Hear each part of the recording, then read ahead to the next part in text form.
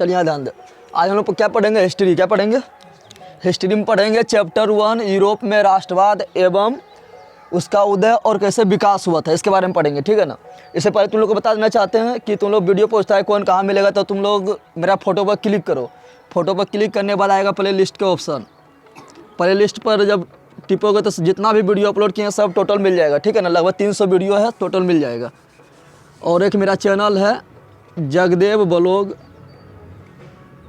इसको भी सब्सक्राइब कर लेना है मेरा फोटो देखकर, जगदेव ब्लॉग, ठीक है ना। चलो स्टार्ट करते हैं पढ़ना। क्या पढ़ेंगे? यूरोप में राष्ट्रवाद एवं उसका विकास। यूरोप वाले ध्यान दे, विश्व में कितना महादेश है? विश्व में कितना महादेश है? 7 है। कितना महादेश है? 7 है। 7 में एक महाद्वीप कौन है? यूरोप। कितना कौन है? तो विश्व में कितना महाद्वीप है? 7 महाद्वीप है। कितना महाद्वीप है? तो विश्व में महाद्वीप कितना है? 7। कितना है? तुम लोग को आराम से सुनना है, सिर्फ सब याद हो जाएगा। यूरोप में महाद्वीप कितना है? 7 महाद्वीप है। कितना है? 7 महाद्वीप। इसमें कौन है? पहले एशिया है, सबसे बड़ा कौन है? एशिया। दूसरा नंबर कौन है? अफ्रीका। तीसरा नंबर कौन है? उत्तरी अमेरिका। चौथा नंबर है दक्षिणी अमेरिका। 5वां नंबर आएगा अंटार्कटिका। 6ठा नंबर आएगा तुम्हारा यूरोप। और 7वां नंबर आएगा ऑस्ट्रेलिया। तो सबसे छोटा महाद्वीप कौन हो गया? ऑस्ट्रेलिया। सबसे बड़ा महाद्वीप कौन हो गया?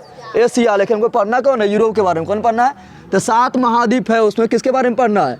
यूरोप। किसके बारे में पढ़ना है? यूरोप में पढ़ेंगे कैसे कैसे विकास हुआ, राष्ट्रवाद का उदय कैसे हुआ, विकास कैसे हुआ। पहले राष्ट्रवाद मतलब समझते हैं, तो हमको पढ़ना है यूरोप के बारे में। यानी कोई भी देश के नाम बोलेंगे, जर्मनी बोलेंगे या फ्रांस बोलेंगे, ठीक है ना, या इटली बोलेंगे या ऑस्ट्रेलिया बोलेंगे, जितना भी बोलेंगे समझ आना। सब कहाँ की बात कर रहे हैं? यूरोप के। कहाँ की बात कर रहे हैं? यूरोप के बात कर रहे हैं। कहाँ की बात कर रहे हैं? तो यूरोप में पहले राष्ट्रवाद मतलब समझते क्या होता है? राष्ट्रवाद, राष्ट्रवाद का मतलब क्या होता है? तो राष्ट्र मतलब क्या हुआ? देश हुआ। राष्ट्र मतलब क्या हुआ? देश। क्या हुआ? तो हम लोग को भारत से प्रेम है, हम लोग को भारत से प्रेम है।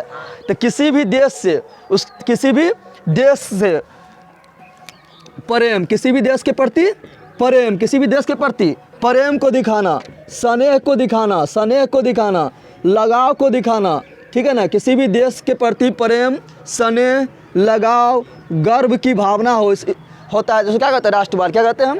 यानी भारत के प्रति हम लोग को प्रेम है, भारत को कुछ करता है देखता है, हम लोग क्या होते हैं? हम लोग भी क्या होता है? एक्टिव हो जाते हैं। और भारत की सेना क्या करता है? पाकिस्तान को धो देता है जाके।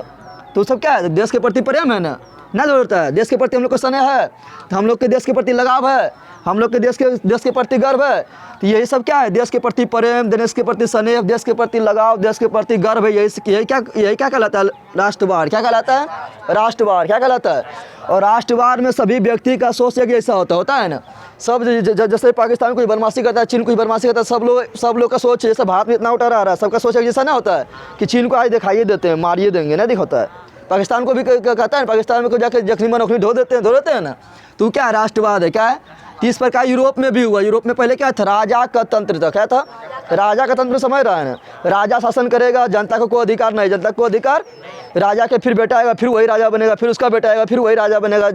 जैसे यहाँ पे हम लोग प्रधानमंत्री लोग चुनते हैं ना, अपना नेता चुनते हैं, वहाँ पर अधिकार नहीं था। राजे का सब राजे के खानदान वाला राजा बनते जाएगा। तो पहले यूरोप में क्या था? राजतंत्र था। क्या था? तो ये परिभाषा कौन दिया था? ये परिभाषा दिया था एक दार्शनिक था फ्रांस का, जिसका नाम था अर्नस्ट रेनन। क्या था? अर्नस्ट रेनन। क्या था? अर्नस्ट रेनन। किसके बारे में परिभाषा दिया था? राष्ट्रवाद के बारे में। किसके बारे में परिभाषा दिया? राष्ट्रवाद के बारे में। फिर एक और आता है फ्रेडरिक सोरियू। कौन आता है? फ्रेडरिक सोरियू। ये भी राष्ट्रवाद को बढ़ाने में इसका भी महत्व रहा। फ्रेडरिक सोरियू का किसका महत्व रहा? फ्रेडरिक सोरियू। फ्रेडरिक नाम बोलना है तब याद होगा। फ्रेडरिक सोरियू। ये कैसे राष्ट्रवाद को बढ़ाया? तो ये कैसे राष्ट्रवाद को बढ़ाया है? तो ये क्या किया है? राष्ट्रवाद को बढ़ाने के लिए क्या किया? चित्र का सहारा लिया। कैसा सहारा लिया? चित्र का सहारा लिया। जैसे हम लोग देखते हैं, जैसे भारत का चित्र देखते हैं हम लोग देखते हैं ना, भारत माता का चित्र देखते हैं ना, ऐसे हाथ में झंडा लिया हुआ है, बाघ पर बैठे हुए देखते हैं ना। तो हम लोग को उसको देखने में क्या होता है? हम लोग को गर्व नहीं होता है। तो ये भी क्या किया? ये भी चित्र की सहायता लिया। क्या लिया? तो चित्र के माध्यम से, चित्र के माध्यम से और झंडा के माध्यम से क्या किया? राष्ट्रवाद के बढ़ाने में सहायता प्रदान किया है। कौन? फ्रेडरिक सोरियू। किसके माध्यम से? चित्र के माध्यम से और झंडा के माध्यम से। हम लोग अपना झंडा देखते हैं ना, तो हम लोग अपना झंडा का जो है हम लोग अपना झंडा का आलोचना सहेंगे, हम लोग अपना झंडा का आलोचना सहेंगे, कोई हमारा झंडा का आलोचना करेगा तो सहेंगे। तो उसी प्रकार झंडा के माध्यम से, और जैसे हम लोग का भारत माता की चित्र होता है ना, उसी प्रकार चित्र के माध्यम से क्या किया था, राष्ट्रवाद को बढ़ाने में सहायता किया। कौन? फ्रेडरिक सोर्यू। अब क्या हुआ यहाँ ध्यान दे, एक क्रांति होता है। क्या होता है? 1789 में एक क्रांति होता है, 1789 का फ्रांस क्रांति, 1789 का फ्रांस क्रांति, 1789 का 1789 से पहले, 1789 से पहले यूरोप में क्या था? यूरोप में था राजा का तंत्र। क्या था? यूरोप में क्या था? तो राजतंत्र था। क्या था? राजतंत्र। समझ गया ना? राजा का शासन रहेगा, राजा का बोलबाला रहेगा, जनता वहाँ कुछ नहीं कर सकता। जनता वहाँ, जनता को जो बोलेगा वो करेगा, ठीक है ना? जनता कुछ नहीं कर सकता, सब क्या करेगा? राजा क्या करेगा? तो राजतंत्र था। क्या था? राजतंत्र था। राजतंत्र में वहाँ पर पहले था लुई 14वां। कौन था? लुई 14वां। लुई 14वां। 14वां कैसे लिखाएगा? इस तरह, रोमन अंक में इसी तरह लिखाता है ना, पता है तुम लोग को? तो लुई 14वां था। कौन था? ये भी बहुत बदमाश शासक था, यानी बहुत खच्चर, जितना भी राजा होता था सब खच्चरे होता था, पता है ना? तो ये बहुत खच्चर था। कौन था? लुई 14वां। कौन है? लुई 14वां था। फिर लुई 14वां के बाद फिर आता है 15वां, आता है, फिर आता है 16वां। क्या आता है? तो जब लुई 16वां आएगा तब क्या आ जाएगा? सब क्या होगा यहाँ पर? यूरोप के जो यूरोप के फ्रांस, यूरोप के हम देख रहे हैं, यूरोप में बहुत सारा देश है, एशिया में बहुत सारा देश ना है। एशिया में क्या है? भारत है, पाकिस्तान है, चीन है, मालदीव है, बहुत सारा देश है। उस प्रकार यूरोप में बहुत सारा देश है। यूरोप में क्या है? तो यूरोप में हम पढ़ रहे हैं, यूरोप में एक देश है फ्रांस। कौन है? फ्रांस के बारे में पढ़ रहे हैं। किसके बारे में पढ़ रहे हैं? फ्रांस में क्या था? राजतंत्र। क्या था? फ्रांस में क्या था? राजतंत्र। ये बहुत खच्चर था। कौन? लुई 14वां। लुई 14वां क्या कहता था? लुई 14वां कहता था कि मैं ही राज हूँ, मैं ही, यानी सब कुछ हम ही है, और मेरा शब्द ही कानून है। मेरा शब्द ही, यानी जो हम बोल दे वही कानून है। जो कि लिखा हुआ किताब उताब में क्या लिखा हुआ सब ना है। जैसे अभी नरेंद्र मोदी बोलेगा हम जो बोल दे वही कानून है, तो उसका विरोध ना होगा। हाँ, संविधान हम लोग के लिए है। उसी प्रकार लुई 14वां क्या बोलता था कि मैं ही राज हूँ, मेरा शब्द ही क्या है? कानून है। तुम लोग बाहुबली देखा है? उसमें ये बोलता है ना, तो महिला रहता है, उसका नाम क्या है? वही बोलता है कि मेरा शब्द ही कानून है, बोलता है ना। तो यहाँ लुई 14वां क्या बोलता है कि मैं ही राज हूँ, मैं ही राज हूँ, और मेरा शब्द ही कानून है। मेरा शब्द ही, यानी जो हम बोल दिए वही कानून है, चाहे अच्छा हो या खराब हो। मेरा शब्द ही क्या है? कानून है। मेरा शब्द ही। तो फिर लुई 14वां बदमाश था, तो जनता इससे त्रस्त हो गया। फिर आया क्या? लुई 15वां। क्या आया? उसके बाद आया था लुई 16वां। कौन आया था? लुई 16वां। 16वां इसी तरह लिखाएगा, रोमन अंक में लुई 16वां इसी तरह लिखाएगा। यानी लुई 1 2 3 4 5 होते होते कहाँ तक पहुँच गए? लुई 16वां तक। कहाँ तक पहुँच गया? लुई 16वां तक पूछे। लुई 16वां का शासन था 1789 में। कब था? 1789 में। जनता बहुत त्रस्त हो गया। लुई 16वां भी अयोग्य शासक था, ठीक है ना? सिर्फ अपना जीवन में मस्त है, जनता से कोई फिक्र ना है, अपना क्या कर रहा है? अपना पूरा मग्न मस्त है। क्या है? पूरा मस्त है, जनता से कोई मतलब ना है। तो जनता हो गया त्रस्त। जनता क्या हो गया? और जनता कर दिया विद्रोह। जनता क्या कर दिया? जनता क्या कर दिया? जनता कर देता है विद्रोह। क्या करता है? तो जनता जब विद्रोह करता है तो कब करता है विद्रोह? तो जनता करता है विद्रोह कब? 1789 में। कब करता है? सभी जनता लोग, जितना भी मजदूर लोग हैं, जितना भी किसान लोग हैं, सब क्या करता है? विद्रोह करता है। क्या करता है? तो 1789 में किया। कहाँ किया? फ्रांस में। क्या किया? तो बोलते 1789 की फ्रांस क्रांति। 1789 की ये सब। और ये जितना भी राजा होता था सब निरंकुशवाद होता था। क्या होता था? निरंकुश। क्या होता था? ये कैसा राजा था? निरंकुश था। कैसा था? निरंकुश मतलब समझता है तुम लोग? निरंकुश मतलब समझता है?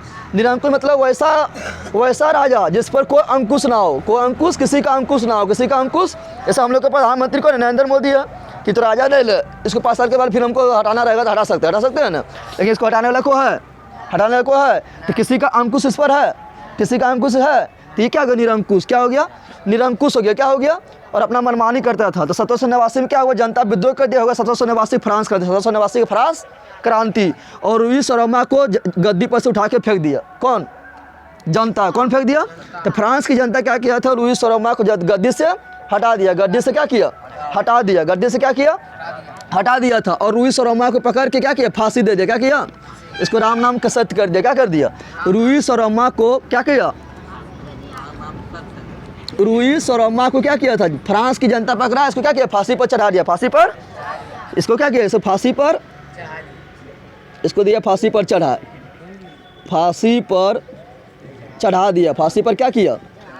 चढ़ा दिया। किस पर चढ़ा दिया? फांसी पर चढ़ा दिया। तो क्या हुआ, तो यहाँ ध्यान दे, तो ये राजा ख़त्म हो गया, राजा क्या हुआ, ख़त्म हो गया। और एक संविधान बनाया कि जैसे हम लोग का संविधान है ना कि कैसे होगा 5 साल में हमेशा क्या होगा, 5 साल में हमेशा चुनाव होगा, यहाँ पर लोकतंत्र रहेगा, यहाँ हम लोग वोट डालेंगे, सब संविधान में लिखा हुआ। क्या है संविधान में, यहाँ कानून के समान सब बराबर होगा, लिखा हुआ है ना। तो उसी प्रकार यहाँ बनाया, फिर सभी जनता लोग मिलकर जो है अपना प्रतिनिधि के माध्यम से क्या बनाया, संविधान। क्या बनाया, संविधान बनाया। क्या बनाया, संविधान। और संविधान में क्या किया, संविधान में सबको समान अधिकार दिया। क्या दिया, समान अधिकार, समान, सबको समान अधिकार दिया, सबको समान।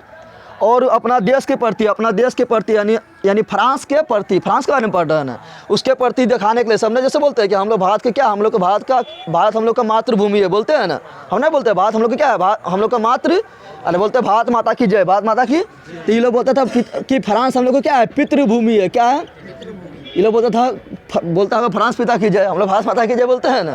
तो पितृभूमि है, क्या बोलता था कि फ्रांस जो हम लोग को क्या है, पितृभूमि है। क्या है, और हम लोग यहाँ क्या है, नागरिकता है, हम लोग के यहाँ क्या है, नागरिक है। क्या है, हम लोग यहाँ क्या है। तो ये क्या कहता था, जैसे हम लोग बोलता है भारत माता की जय, तो सब लोग क्या होता है, सब लोग एकत्रित हो जाते हैं, एकता की भावना दिखाता है। उसी प्रकार ये लोग पितृभूमि को लिया था, जिससे क्या है कि वहाँ के फ्रांस के लोग सब क्या एकता के भावना दिखाओ। क्या दिखा, एकता के भावना को दिखा, एकता के भावना के दिखाए, ठीक है ना।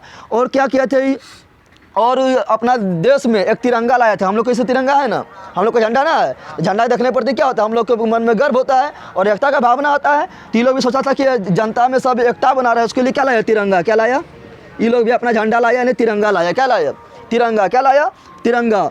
और उस समय जो है थी फ्रांस में, जो है फ्रांस में क्या था, तो उस समय फ्रांस में बहुत सारा भाषा बोला जाता था, बहुत सारा भाषा।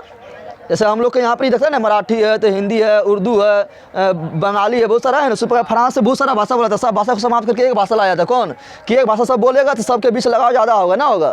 अब 2 भाषा बोलने लगेगा, उन्हें समय रहेगा, हमने समय लगाव होता है। तो एक भाषा लाया था जो था फ्रेंच भाषा। क्या था, फ्रेंच भाषा। क्या था, तो एक भाषा लाया था। क्या लाया था, एक जो भाषा कौन था, फ्रेंच भाषा। कौन था, फ्रेंच भाषा। किसका प्रभाव है, इसका 1789 क्रांति का प्रभाव है। 1789 में जो क्रांति हुआ उसके प्रभाव में क्या क्या लाया वो दिखा रहे हैं। 1789 फ्रांसीसी क्रांति के प्रभाव है। तो कौन लाया था, फ्रेंच भाषा लाया। क्या लाया, फ्रेंच भाषा लाया। और क्या किया, और जैसे फ्रांस है, फ्रांस बहुत, ये मान ले फ्रांस है, फ्रांस बहुत भाग में टूटा हुआ था। क्या था, तो बहुत भाग में टूटा हुआ था, बहुत सारा राज्य, जैसे भारत में बहुत सारा राज्य ना है। तब बोलेगा तुम मान लो बिहार से झारखंड गया तो बोलेगा टैक्स दो, फिर झारखंड से फिर मान लो आगे गया छत्तीसगढ़ गया तो फिर टैक्स दो, छत्तीसगढ़ आगे दिया तब मान लो फिर गया कहाँ पर उड़ीसा गया तो बोलेगा फिर टैक्स दो, तो दिक्कत हो जाएगा ना। उसी प्रकार यहाँ से यहाँ जाता था तो फिर टैक्स दो, यहाँ से इसमें गया तो फिर टैक्स दो, कोई भी सामान यहाँ से फिर यहाँ गया तो फिर टैक्स दो, कोई सामान यहाँ से यहाँ गया तो फिर टैक्स दो। इस प्रकार बहुत सारा टैक्स लगता था। क्या लगता था, तो क्या किया था, सब टैक्स को समाप्त कर दिया। क्या सब टैक्स को, अब बोला जितना भी फ्रांस में जितना भी राज्य है, ठीक है ना, जितना भी छोटा छोटा टुकड़ा है, सब में क्या है, एक समान टैक्स, कोई भी टैक्स नहीं लगेगा। अपना आयात निर्यात में कोई टैक्स, यानी बिहार से झारखंड गया, झारखंड से उड़ीसा गया या बम्बई गया तो कोई टैक्स अपने राज्य में नहीं लगेगा, अपने राज्य में। ये क्या किया, आयात निर्यात में टैक्स खत्म कर दिया। आयात निर्यात में, आयात मतलब समझ रहा है ना, आयात मतलब क्या, खरीदना, और निर्यात मतलब बेचना, निर्यात मतलब, तो आयात निर्यात का टैक्स क्या किया, खत्म। क्या किया, तो आयात निर्यात का टैक्स खत्म कर दिया। क्या किया, टैक्स समाप्त कर दिया। कहाँ, जर्मनी के भीतर, जर्मनी के समाप्त कर दिया, समाप्त कर दिया। तो फ्रांसीसी क्रांति के बारे में समझ गया। 1789 में क्या हुआ, फ्रांस में क्रांति हुआ। क्या हुआ, 1789 में फ्रांस में क्रांति हुआ। उस समय राजा कौन था, लुई सोलहवां। कौन था, जनता क्या किया, लुई सोलहवां को पकड़ा, उसको क्या किया, फांसी पर चढ़ा दिया, राम नाम सहित उसका हो गया। तब अब 1789 फ्रांसीसी क्रांति हो तो जनता क्या किया, संविधान बनाया। क्या बनाया, अपना संविधान। और उसमें क्या किया था, उसमें सबको समान अधिकार दिया कि सबको, जितना भी जनता है यहाँ सबको नहीं बड़ा नहीं, कोई छोटा, कोई राजा, कोई राजा नहीं तो कोई फकीर, सब क्या है, बराबर। क्या है, ये समान अधिकार दिया। फिर एकता के भावना बनाने के लिए कि सब लोग मिल के रहे, उसके लिए बोला था कि पितृभूमि है फ्रांस मेरा। क्या है, फ्रांस मेरा क्या है, पितृभूमि है। हम लोग भारत नहीं बोलते कि मातृभूमि है, बोलते हैं ना, ये बोला पितृभूमि है। क्या है, हम लोग यहाँ क्या है, नागरिक है। क्या है, तो नागरिकता हो गया। उसका तिरंगा लाया, किस एकता बना रहे, सब लोग के मन में गर्व रहते। तिरंगा लाया, फ्रेंच भाषा लाया, कि बहुत सारा भाषा बोला जाता था, एक भाषा लाया कौन, फ्रेंच भाषा। जब एक भाषा बोलेगा तो सब में लगाव ज़्यादा होगा ना होगा। ऐसा तुम कहीं चल गया, जैसे मान लो चल गया दूसरा देश चल गया, वहाँ हिंदी बोलने वाला मिल गया, अरे तो हिंदी बोलता है, अरे लगता है बिहार है कि नहीं बोलता है। उस प्रकार सब कौन सी है, एक भाषा में सबको बांध दिया, भाषा में। अब बहुत सारा और फ्रांस में ही एक राज्य से दूसरा राज्य में जाने में बहुत सारा टैक्स लगता था, तो उसको क्या किया, समाप्त किया। आयात निर्यात का टैक्स क्या किया, समाप्त कर दिया। क्या किया, ये क्या था, फ्रांस क्रांति 1789 की क्रांति के प्रभाव, 1789 की क्रांति का। और जब फ्रांस में क्रांति हुआ तब ये अच्छा चीज़ हुआ ना, अच्छा चीज़ हुआ खराब चीज़, अच्छा हुआ, ये राजा खत्म हो गया, अच्छा हुआ ना। तो जब फ्रांस के अगल बगल में जो देश था, इधर जर्मनी था, इधर इटली था, ठीक है ना, जितना भी इधर ऑस्ट्रिया था, ठीक है ना, तो सब में क्या हुआ, सब सोचा फ्रांस में अच्छा चीज़ हुआ। तो ये लोग भी सोचेगा कि यहाँ पर कौन सी राजतंत्र है, यहाँ पर राजतंत्र खत्म हो गया ना, यहाँ क्या राजतंत्र है, यहाँ भी क्या राजतंत्र, हर जगह क्या राजतंत्र, अगल बगल जो राज्य सब क्या राजा के तंत्र है, राजा शासन कर रहा है। तो ये भी सोचेगा, ये लोग भी, यहाँ की जनता भी सोचेगा कि हम भी आज़ाद हो जाएं, ना सोचेगा हम भी राजा को समाप्त कर दें। तो यहाँ तो क्या करता है, तो फ्रांस सोचता है जिस तरह फ्रांस की, जैसे मान ली फ्रांस है, फ्रांस सोचता है कि इधर भी राष्ट्रवाद का क्या हुआ, विकास क्या हुआ, इधर भी राष्ट्रवाद का क्या हुआ। तो इसमें जो चाहता था, जैसे यहाँ पर ये सब देश में, अगल बगल देश में जो चाहता था कि हम भी मतलब इसी तरह मतलब राजा को समाप्त करके अपना देश में इसी तरह व्यवस्था लाएं, वो क्या किया, एक क्लब का स्थापना किया। क्या किया, एक क्लब की स्थापना किया, क्लब की स्थापना। तो क्या किया, फ्रांस की क्रांति के प्रभाव से, फ्रांस की क्रांति के प्रभाव से, फ्रांस की क्रांति के प्रभाव से अगल बगल के जो देश के थे, अगल बगल के देश में कुछ समूह के द्वारा जो चाहता था कि इस तरह परिवर्तन हम लोग का भी हो, राजा हटे और जनता शासन आए। तो अगल बगल के देश में कुछ लोगों के द्वारा क्या स्थापना किया गया, जैकोबियन क्लब। क्या किया गया, जैकोबियन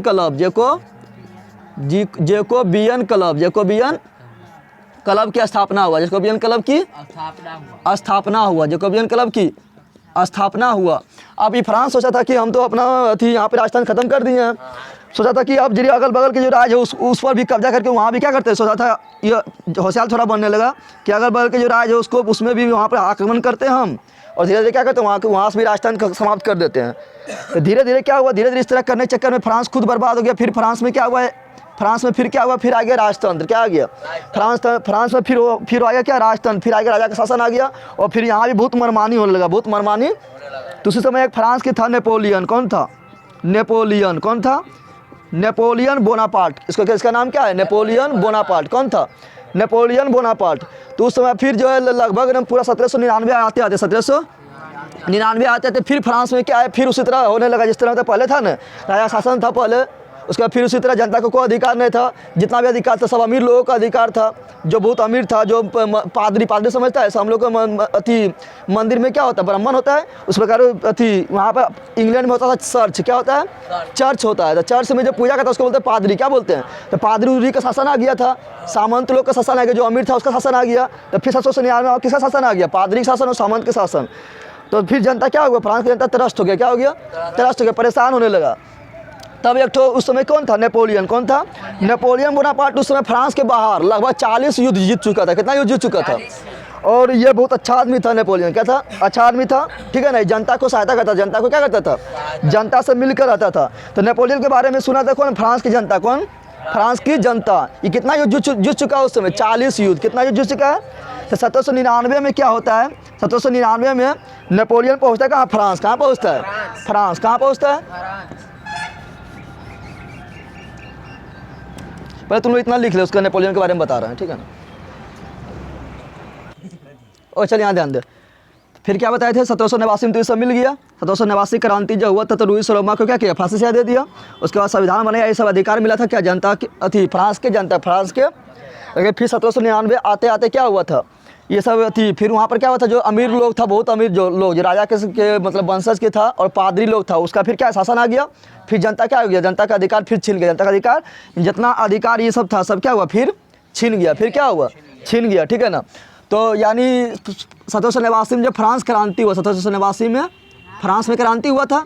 तो 1789 में फ्रांस क्रांति का नारा क्या था, तो फ्रांस क्रांति में ये सब मिला था ना। तो क्या नारा था, तो सबको समान अधिकार मिला। तो समानता क्या, किसका था, समानता,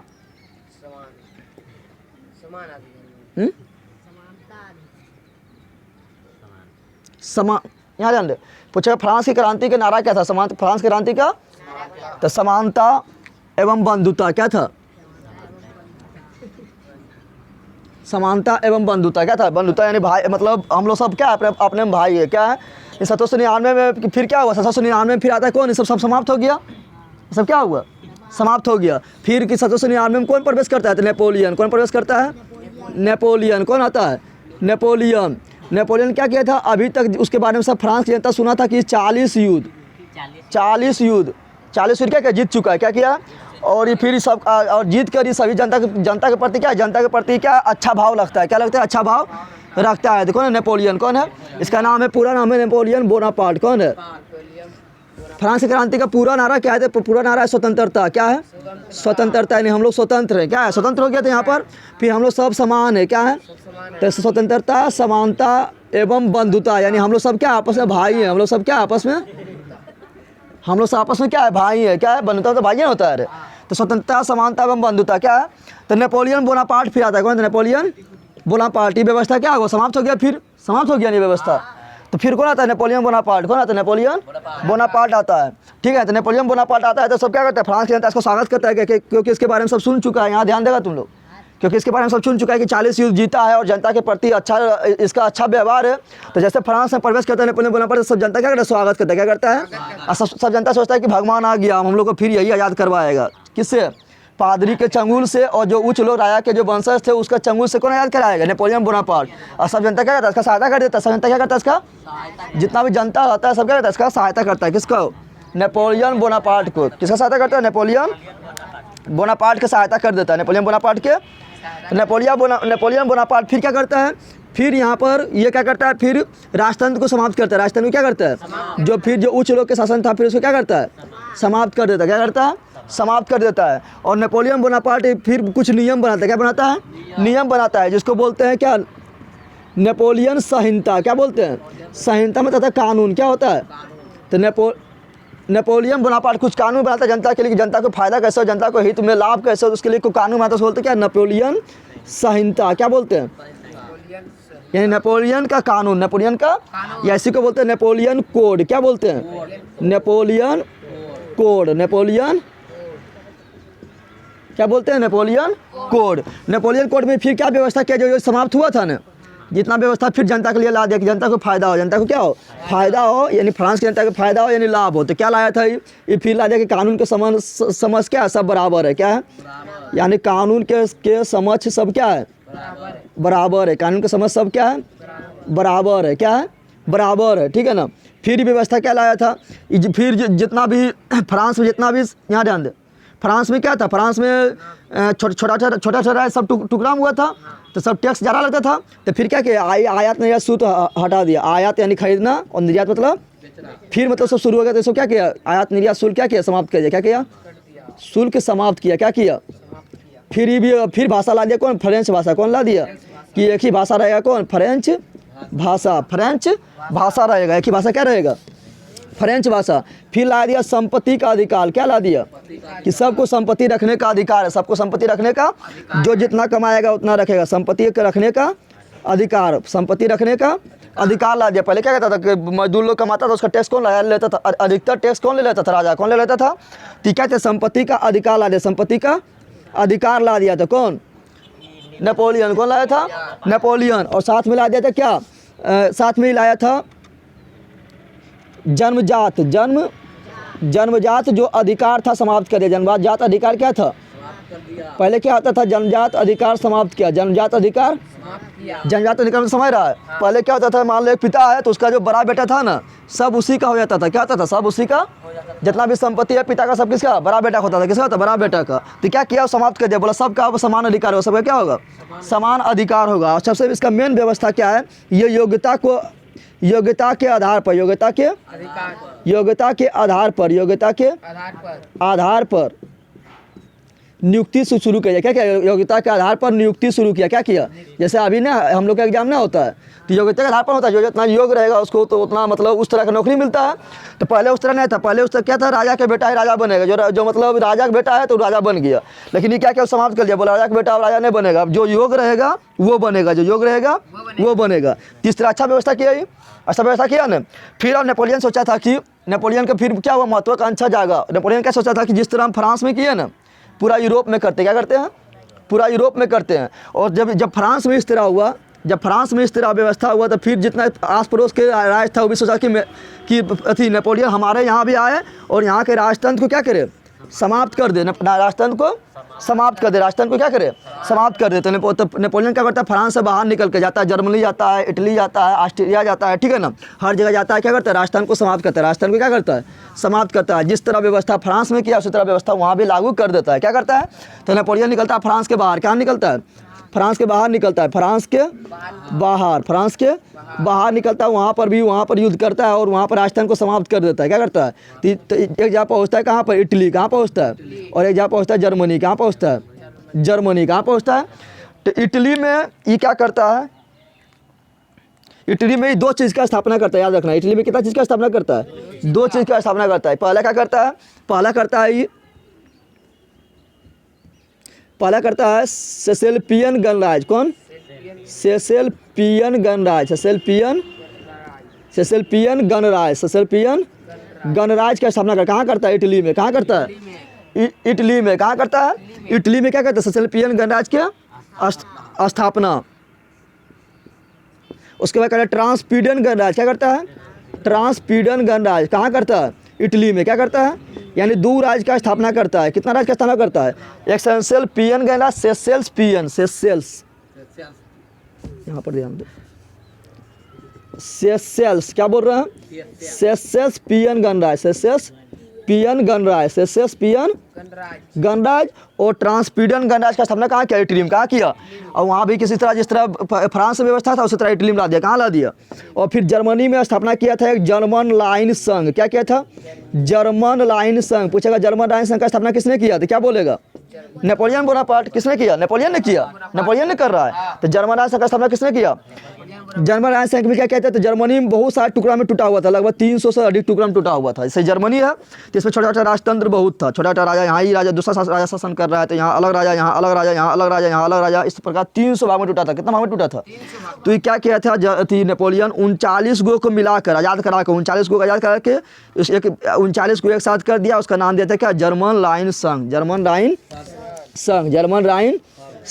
अब क्या होता था, नेपोलियन अभी अच्छा काम कर रहा है। अब नेपोलियन का दुश्मनी किससे हो जाता है, नेपोलियन का दुश्मनी हो जाता है किससे, नेपोलियन का दुश्मनी हो जाता है इंग्लैंड से। किससे हो जाता है, इंग्लैंड से दुश्मनी हो जाता है, और रूस से हो जाता है, और ऑस्ट्रिया से हो जाता है, और पर्सा से। किससे हो जाता है, पर्सा से। तो नेपोलियन का दुश्मनी, नेपोलियन के 4 बड़ा दुश्मन, क्योंकि कौन था, इंग्लैंड, कौन था, इंग्लैंड, कौन था, इंग्लैंड था, और कौन था, पर्सा, कौन था, पर्सा, फिर कौन था,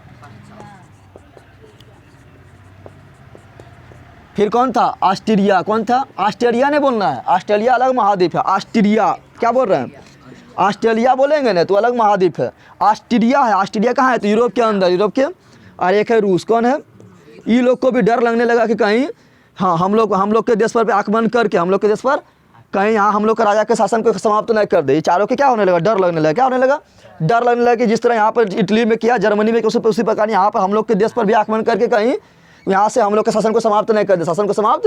तो ये तीनों, ये चारों मिलके, चारों क्या हुआ, चारों साथ मिल गया, और ये चारों क्या नेपोलियन पर हमला कर देगा। नेपोलियन क्या करेगा, हमला। चारों मिल के क्या करेगा, नेपोलियन पर हमला करेगा। तो नेपोलियन का दुश्मनी किससे हो गया, इंग्लैंड से, पर्सा से, ऑस्ट्रिया से, रूस से। तो जब नेपोलियन की दुश्मनी हो गया तो क्या करेगा, नेपोलियन में को क्या चाहिए, सैनिक क्या चाहिए, सैनिक चाहिए ना कि लोग से लड़ने के लिए क्या चाहिए, सैनिक चाहिए। तो नेपोलियन क्या करेगा, जबरन सबको क्या करेगा, जबरन क्या करेगा, यहाँ ध्यान दे, नेपोलियन क्या करेगा, जबरन सबको क्या करेगा, सेना में भर्ती करने लगेगा। क्या करेगा, जब से जनता क्या करेगा, जबरन यानी पकड़ के उसको सेना में क्या करने लगा, भर्ती, क्या करने लगा, भर्ती। तो इससे क्या हुआ, सेना मतलब सेना में क्या, फिर क्या हुआ, जो अच्छा उसका विचार था नेपोलियन के प्रति क्या हुआ, खत्म होने लगा। क्या होने लगा, यानी सेना में जनता में क्या होने लगा, आक्रोश। क्या होने लगा, अब तुम सोया रहेगा तो वो जाने मरना, जबरदस्ती तुमको सेना में ले चलेगा तो तुम आक्रोश होगा कि नहीं, तो आक्रोश होने लगा। क्या होने लगा, आक्रोश। उसके बाद फिर जो न्यूज़ में मान लो नरेंद्र मोदी के बारे में कुछ छाप दिए, गलत न्यूज़ छाप दिया, तो नरेंद्र मोदी क्या करेगा, न्यूज़ को बंद करवा देते थे। इससे क्या होगा, लेकिन बंद करवा सकता है, अभी नहीं करवा सकता। तो उस प्रकार नेपोलियन को अपना जो आलोचना बर्दाश्त न होता था, ऐसे फिर नेपोलियन को क्या होने लगा, आलोचना। क्या होने लगा, तो नेपोलियन को अपना आलोचना बर्दाश्त न हुआ था, नेपोलियन को अपना आलोचना, और क्या किया, न्यूज़ पर रोक लगा दिया। न्यूज़ पर क्या किया, यानी सेंसरशिप लगा दिया। क्या लगा दिया, सेंसरशिप मतलब होता है कि न्यूज़ को रोक देना, न्यूज़ को रोक देना, यानी हमारे खिलाफ को कुछ नहीं बोल सकता है। कौन करने लगा, नेपोलियन। कौन करने लगा, फिर नेपोलियन क्या किया, अपना आप को राजा घोषित कर दिया कि अब हम राजा है। आया था वो लोग को समाप्त कर थी, राजा को समाप्त करने। अब वही बोल रहा है कि हम यहाँ क्या क्या राजा हैं, क्या है, राजा हैं, क्या है, तो इससे क्या हुआ कि वहाँ के जनता, वहाँ के फ्रांस की जनता और जर्मनी की जनता, इटली की जनता में क्या हुआ, नेपोलियन के प्रति क्या हुआ, आक्रोश हो गया। नेपोलियन के प्रति क्या हो गया, नेपोलियन से को अब वो साथ देना बंद कर दिया, साथ देना बंद कर दिया। तब क्या किया था, इंग्लैंड, पर्सा, ऑस्ट्रिया, रूस, ये चारों को डर हो गया कि कहीं अथी नेपोलियन आकर हम लोग के ऊपर भी आक्रमण नहीं कर दे। ये चारों मिलकर नेपोलियन से युद्ध करता है। नेपोलियन से क्या करता है, युद्ध कर देता है। चारों मिलकर क्या करता है नेपोलियन से। और जब चारों मिलकर लड़ेगा तो उस युद्ध को बोलते हैं क्या, उस युद्ध को बोलते हैं वाटरलू का युद्ध। क्या बोलते हैं, वाटरलू का युद्ध। वाटरलू का क्या बोलते हैं, वाटरलू का युद्ध होता है 1815 में। कब होता है, 1815 में। पूछा किसके बीच होता है, एक तरफ नेपोलियन और दूसरा तरफ ये चार देश, दूसरा तरफ ये। अब बता कौन जीतेगा, तो जीत तो जाता यही, लेकिन इसको जनता भी साथ देना बंद कर दिया क्योंकि बहुत पावरफुल आया था ना, 40 युद्ध जीत चुका था, लेकिन इसको जनता भी साथ देना बंद कर दिया। बता जनता सैनिक में भर्ती होता है ना, जब जनता साथ देना बंद कर देगा उस हो जाएगा अब नेपोलियन को भी समाप्त कर देते हैं, तो इसको साथ कोई नहीं देगा। जब साथ नहीं देगा तो हारियन जाएगा। तो ये क्या होता है, ये चारों जीत जाता है। ये चारों क्या होता है, कौन जीत गया, चारों जीत गया। नेपोलियन क्या हुआ, नेपोलियन का हाल। तो वाटरलू के युद्ध में क्या हुआ, वाटरलू के युद्ध में नेपोलियन का क्या हो गया, हाल क्या हो गया। पूछेगा वाटरलू के युद्ध कब हुआ, वाटरलू के युद्ध किसके बीच हुआ।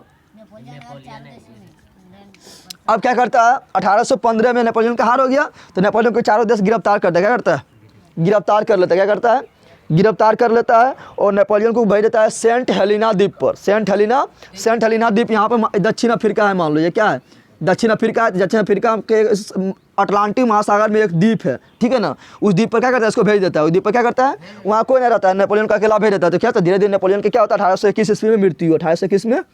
1821 ईस्वी में क्या होता है, नेपोलियन का मृत्यु। समझ गया यहाँ तक। तो नेपोलियन क्या क्या किया समझ गया ना, नेपोलियन का हार कैसे हुआ समझ गया ना। हाँ, और नेपोलियन का हार हो गया तो फिर क्या करेगा, फिर अब क्या होगा, फ्रांस में, इटली में, जर्मनी में, हर जगह फिर क्या आएगा, फिर आ जाएगा राजतंत्र। क्या आ जाएगा, यानी राजा का शासन है, राजा का क्या होगा, शासन। तो फिर उसी तरह हो जाएगा, जनता का अधिकार सब समाप्त हो जाएगा। तो फिर होगा आंदोलन, क्या होगा फिर, ठीक है। तू पढ़ते हैं 1815 में अथी हो गया। 1815 में एक सम्मेलन होगा, ये चारों देश बैठकर एक सम्मेलन करेगा जिसको बोलेंगे वियना सम्मेलन। क्या बोलेंगे, और वियना सम्मेलन के फलस्वरूप क्या क्या होता है वो देखते हैं, ठीक है ना। पहले इसको तुम लोग लिख, कैसे लिखना पता है ना, पहले ये लिखना है, उसके बाद ये लिखना है, उसके बाद ये लिखना है, फिर ये वाला लिखना है, इसके बाद फिर ये लिखना है, इसके बाद ये वाला लिखना है कि नेपोलियन ने क्या क्या किया, ठीक है ना। नेपोलियन क्या किया था, लास्ट टाइम को समाप्त करने आया था ना।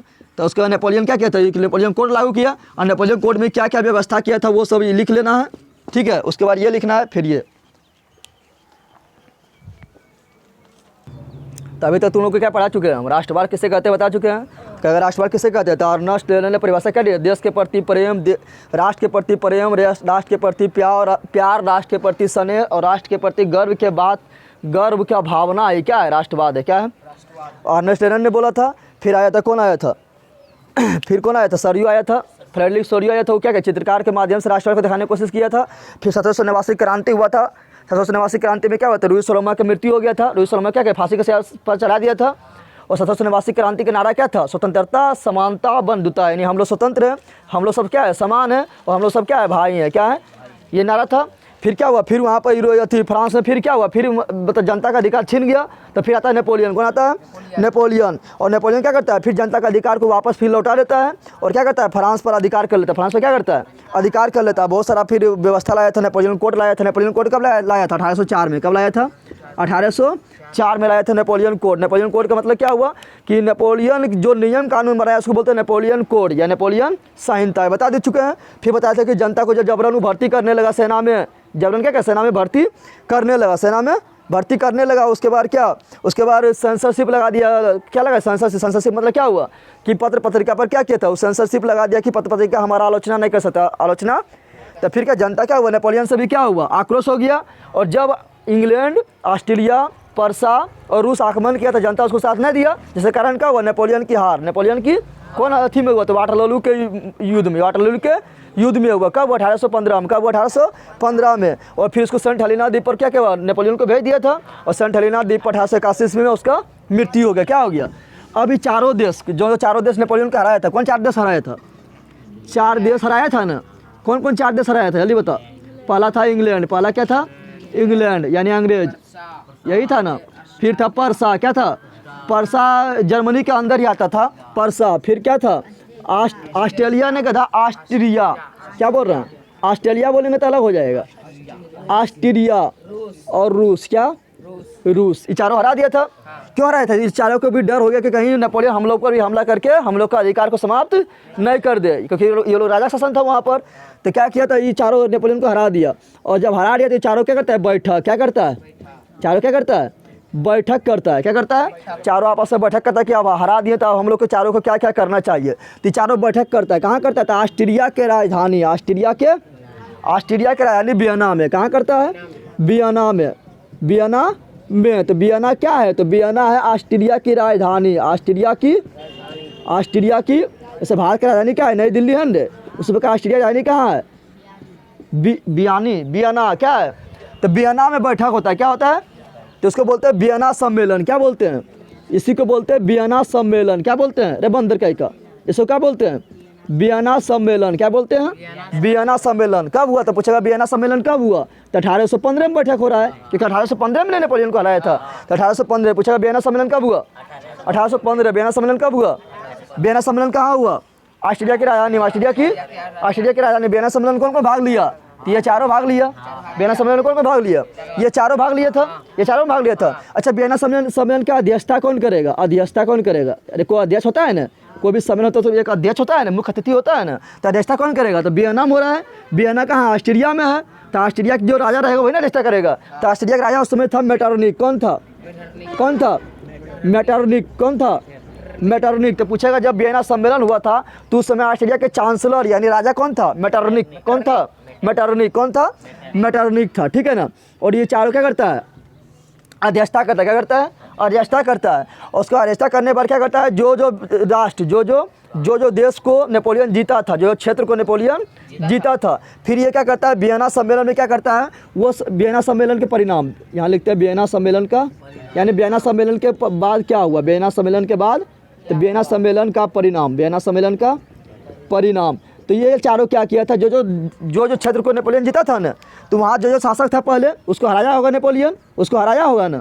अरे जो वहाँ शासक था नेपोलियन सब क्षेत्र को जीता था, तो वहाँ पर तो पहले राजा होगा ना, तो राजा को हराया होगा।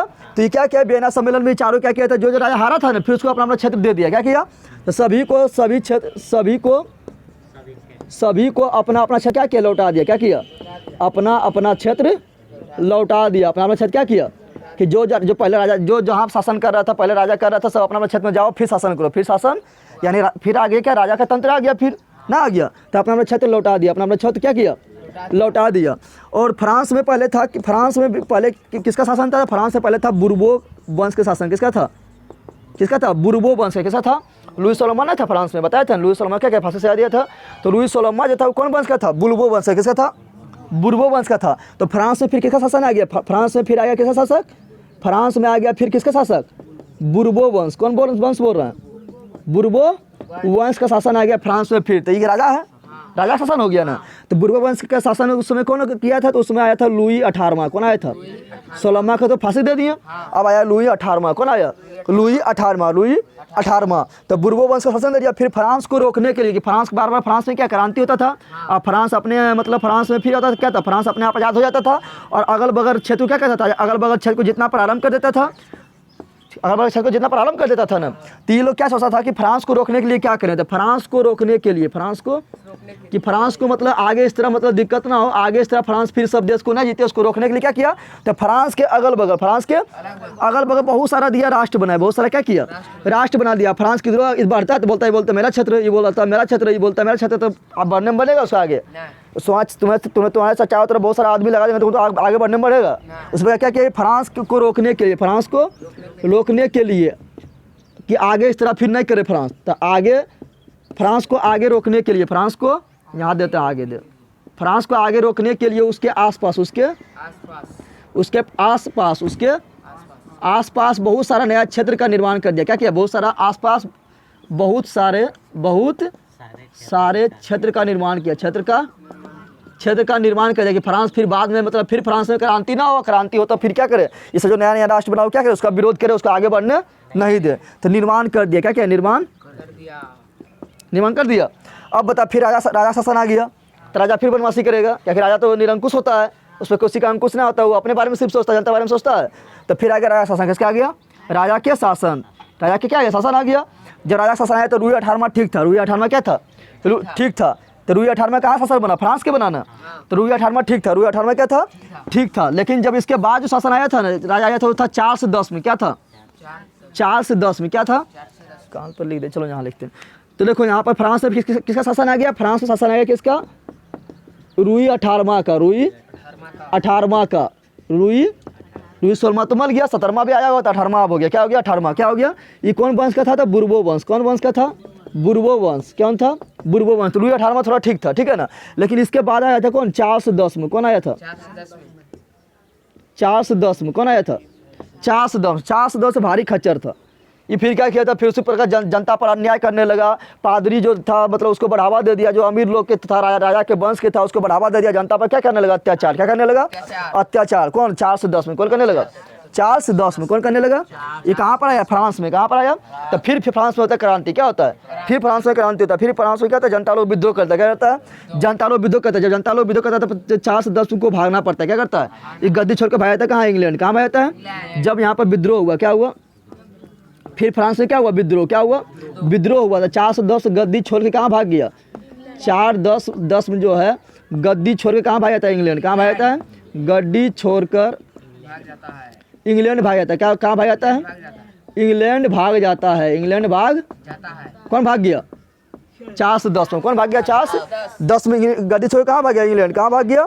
इंग्लैंड। जब फ्रांस में इस तरह परिवर्तन हुआ तो अगल बगल फिर जितना भी था, इटली, जर्मनी, जितना भी था, पोलैंड, बेल्जियम, इसे जितना भी था, सब में फिर क्या हुआ? सब में फिर क्रांति होने लगा कि फ्रांस में हुआ तो चलो हम लोग भी क्रांति करते हैं, हम लोग भी फिर क्या करते हैं? शासन से मुक्ति पाते हैं। शासन से तो क्या हुआ? जितना भी फ्रांस के अगल बगल क्षेत्र सगरो फिर क्या होने लगा? आंदोलन। क्या होने लगा?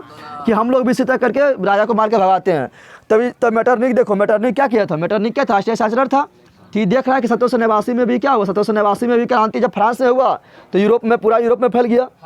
फिर नेपोलियन जब आया था तो नेपोलियन जब आया था, यहाँ ध्यान दे, जब नेपोलियन आया था तो फ्रांस को आज़ाद कराया था।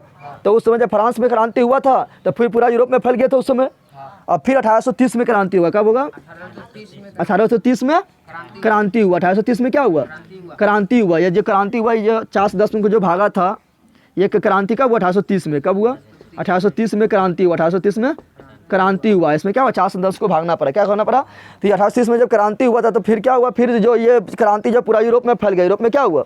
तब मेटरनिक क्या बोलता है? मेटरनिक कहाँ है? ये वियना के थी, ऑस्ट्रिया के चांसलर है। ये कहाँ का है? ऑस्ट्रिया के चांसलर, यानी ऑस्ट्रिया के राजा, ऑस्ट्रिया के। तो मेटरनिक क्या बोलता है? ये देख चुका है कि जब 1789 में क्रांति हुआ तो पूरा यूरोप में फैल गया। उसके बाद जब नेपोलियन ने क्रांति किया था तो फ्रांस में किया था, लेकिन पूरा यूरोप में फैल गया। 1830 में जब क्रांति हुआ तो पूरा यूरोप में फैल गया। तो मेटरनिक क्या बोलता है? मेटरनिक क्या बोलता है? देख यहाँ, तो मेटरनिक बोलता है कि जब मेटरनिक क्या बोलता है? मेटरनिक का कथन, मेटरनिक का कथन। तो मेटरनिक क्या बोलता है कि जब फ्रांस छिकता है, जब फ्रांस छिकता है तो सारे यूरोप को सर्दी जुकाम हो जाता है। सारा यूरोप क्या करता है? छिकने लगता है। क्या करने लगता है? क्योंकि यानी जब ये क्रांति करता है तो पूरा यूरोप क्या करने लगता है? क्रांति क्या करने लगता है? ना कर छिकने मतलब समझना कि छिकने लगता है, मतलब जब फ्रांस क्रांति करता है ना तो पूरा यूरोप में क्रांति करने लगता है। पूरा यूरोप में क्या करने लगता है? क्रांति करने लगता है। क्योंकि 1789 में पूरा यूरोप क्रांति कर दिया।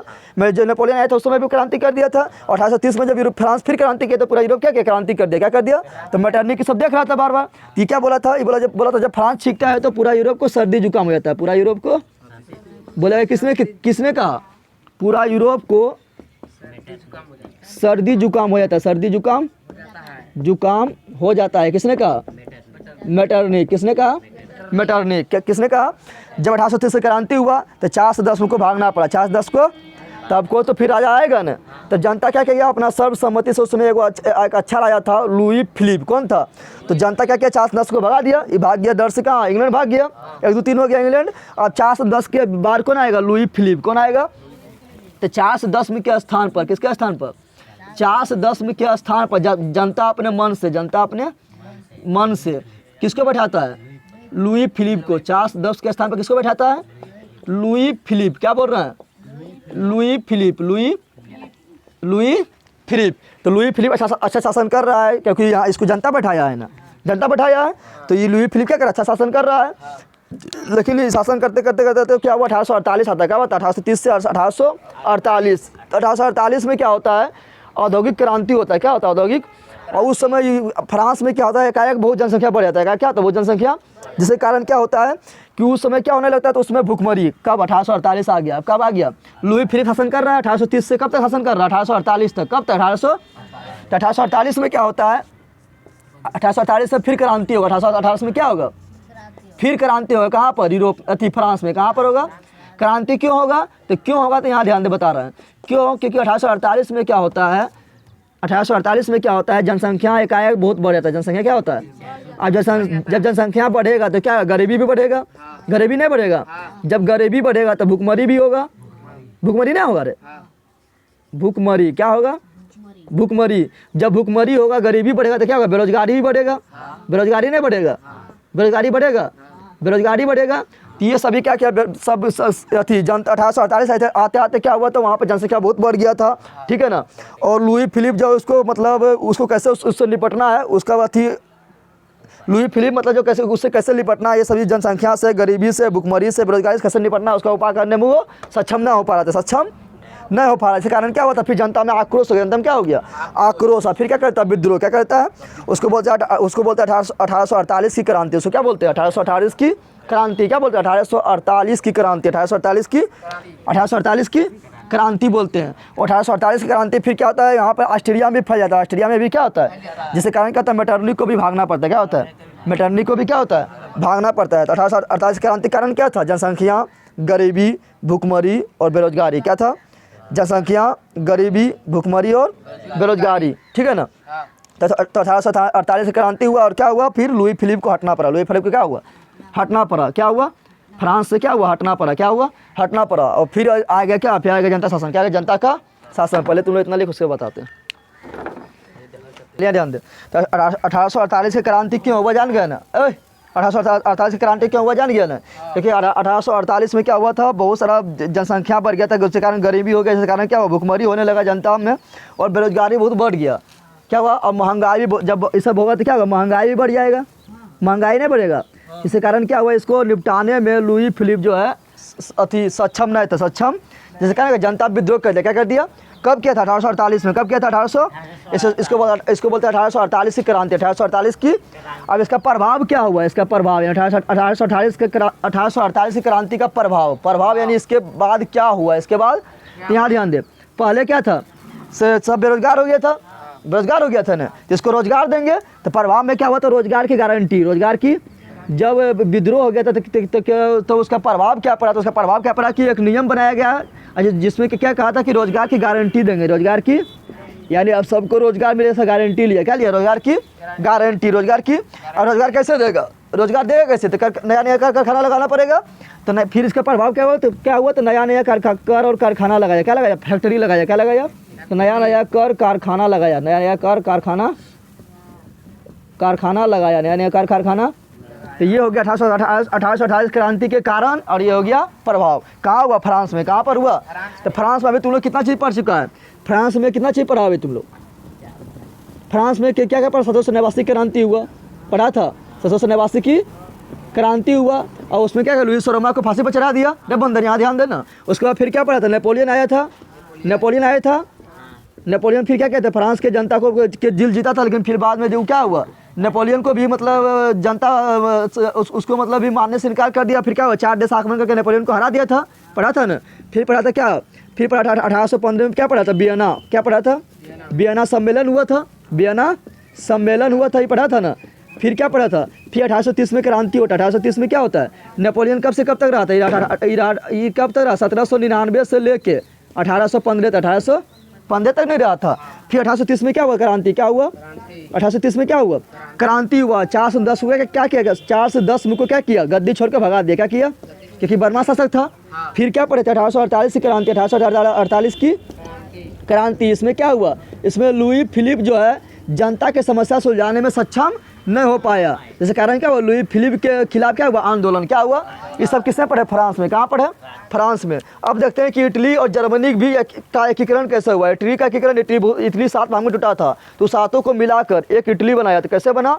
और जर्मनी 300 से अधिक भाग में टूटा था, तो 300 को मिलाकर एक जर्मनी बनाया, कैसे बना वो देखते हैं। तो इटली का एकीकरण, जर्मनी का एकीकरण, किसका एकीकरण, जर्मनी का एकीकरण, जर्मनी का एकीकरण देखते हैं, बहुत इंपॉर्टेंट है, इसी से क्वेश्चन आता है। जर्मनी का और किससे आता है, और आता है इटली का एकीकरण, इटली का एकीकरण, एकीकरण। यहाँ ध्यान दें, पूछेगा जर्मनी के एकीकरण का श्रेय किसे जाता है, तो जर्मनी के एकीकरण का श्रेय जाता है किसको, बिस्मार्क को। किसको जाता है, बिस्मार्क। कौन, तो जर्मनी के एकीकरण का जनक कौन हो गया, तो बिस्मार्क। कौन हो गया, बिस्मार्क। कौन हो गया, तो पूछेगा जर्मनी के एकीकरण किसने किया, बिस्मार्क। कब हुआ, 1871 में। कब हुआ, 1871 ईस्वी में, 1871। लेकिन कैसे कैसे हुआ वो देखना है, कैसे कैसे हुआ देखना। जर्मनी के एकीकरण किसके प्रयास से हुआ था, पर्सा के प्रयास से। किसके प्रयास के, जर्मनी के एकीकरण करने में, जैसे पूरा जर्मनी है, इससे 300 से अधिक टुकड़ा है, तो उसमें एक टुकड़ा था पर्सा। कौन था, पर्सा था। तो पर्सा जो सहयोग किया था कि चलो जर्मनी के एकीकरण करते हैं और सबको मिलाकर एक बनाते हैं, किसके प्रयास से हुआ, तो पर्सा के। और पर्सा जो यहाँ ध्यान दें, पर्सा 300 में अधिक टूटा हुआ है जर्मनी, तो उसमें सबसे मजबूत कौन था, पर्सा। कौन था, जो मजबूत रहेगा वहीं से सबको एकीकरण कर सकता, सबको मिला सकता है। तो जर्मनी के एकीकरण किसके प्रयास से हुआ, तो पर्सा के प्रयास से। किसके प्रयास से, पर्सा के प्रयास से। इटली के एकीकरण में किसका योगदान था, किसका योगदान था, यानी इसका जनक कौन था, जिसमें 4 व्यक्ति का योगदान था। कितना व्यक्ति का, 4 व्यक्ति का योगदान था। पहला था मेजिनी, क्या था, मेजिनी। क्या था, मेजिनी था पहले। कौन था, मेजिनी। फिर आता है तुम्हारा काउंट काबूर। कौन आता है, काउंट काबूर, काउंट काबूर। फिर आता है गेरिबाल्डी। कौन आता है, गेरिबाल्डी। कौन आता है, और फिर लास्ट में आता है विक्टर एमेनुअल। कौन, विक्टर इमेनुअल, बोलना है नाम, विक्टर एमेनुअल, विक्टर। तो मेजिनी पूछेगा कि बताओ कि इटली के एकीकरण में किसका किसका योगदान था, तो बता देगा ना। इटली के एकीकरण में किसका योगदान था, Mazzini, count Cavour, Garibaldi, Victor Emmanuel. इस चारों के प्रयास से इटली का एकीकरण किया गया। और जर्मनी का एकीकरण किसने किया, तो बिस्मार्क। किसने किया, बिस्मार्क। किसने किया, बिस्मार्क। जर्मनी का एकीकरण कैसे किया, तो जर्मनी के एकीकरण किसके प्रयास से किया, बिस्मार्क, पर्सा के। किसका, पर्स। यहाँ ध्यान दे, पर्सा के प्रधानमंत्री कौन था उस समय, पर्सा का राजा कौन था, पर्सा का राजा उस समय था कौन, तो विलियम प्रथम। कौन था, विलियम प्रथम। कौन था, विलियम प्रथम। ये अच्छा राजा था। विलियम प्रथम कैसा राजा था, तो अच्छा राजा था। ये सोचता था कि मतलब यूरोप में जो थी जर्मनी को एक किया जाए, जर्मनी को, तो जर्मनी में राष्ट्रवाद को बढ़ावा देना चाहता था। कौन, पर्सा का राजा विलियम प्रथम। इस चाहता था कि जर्मनी का एकीकरण हो, जर्मनी का। तो ये अपना प्रधानमंत्री बनाया। किसको, पूरा अच्छा सा योग था, ये पहचान गया कि बिस्मार्क जो है बहुत अच्छा योग है, यही जर्मनी के एकीकरण करने में हाँ हमारा सहायता कर सकता है। कौन, बिस्मार्क। कौन, तो विलियम प्रथम जानता था कि जर्मनी के एकीकरण करने में से बिस्मार्क हमारा अहम योगदान दे सकता है, अहम योगदान। तो क्या किया था, बिस्मार्क को अपना प्रधानमंत्री बना दिया। बिस्मार्क को क्या किया, अपना प्रधानमंत्री। तो बिस्मार्क क्या किया था, जानता था बिस्मार्क की जो है थी जर्मनी का एकीकरण करना है ना, तो प्यार दुरा से किसी को समझाएंगे नहीं समझेगा। राजा को प्यार से समझता है, और तुमको बोलेगा कि 5 को 10 को थी है, 5 को 10 को घर है, बोलेगा सबको मिला के एक करना है, तो सबको मानेगा प्यार से बोलेगा। तो बिस्मार्क जानता था कि प्यार से कितनों बोलेंगे ये लोग मानने वाला, क्योंकि इस लात के देवता क्या बोलता है, हाँ लात के भूत प्यार से नहीं मानता है ना।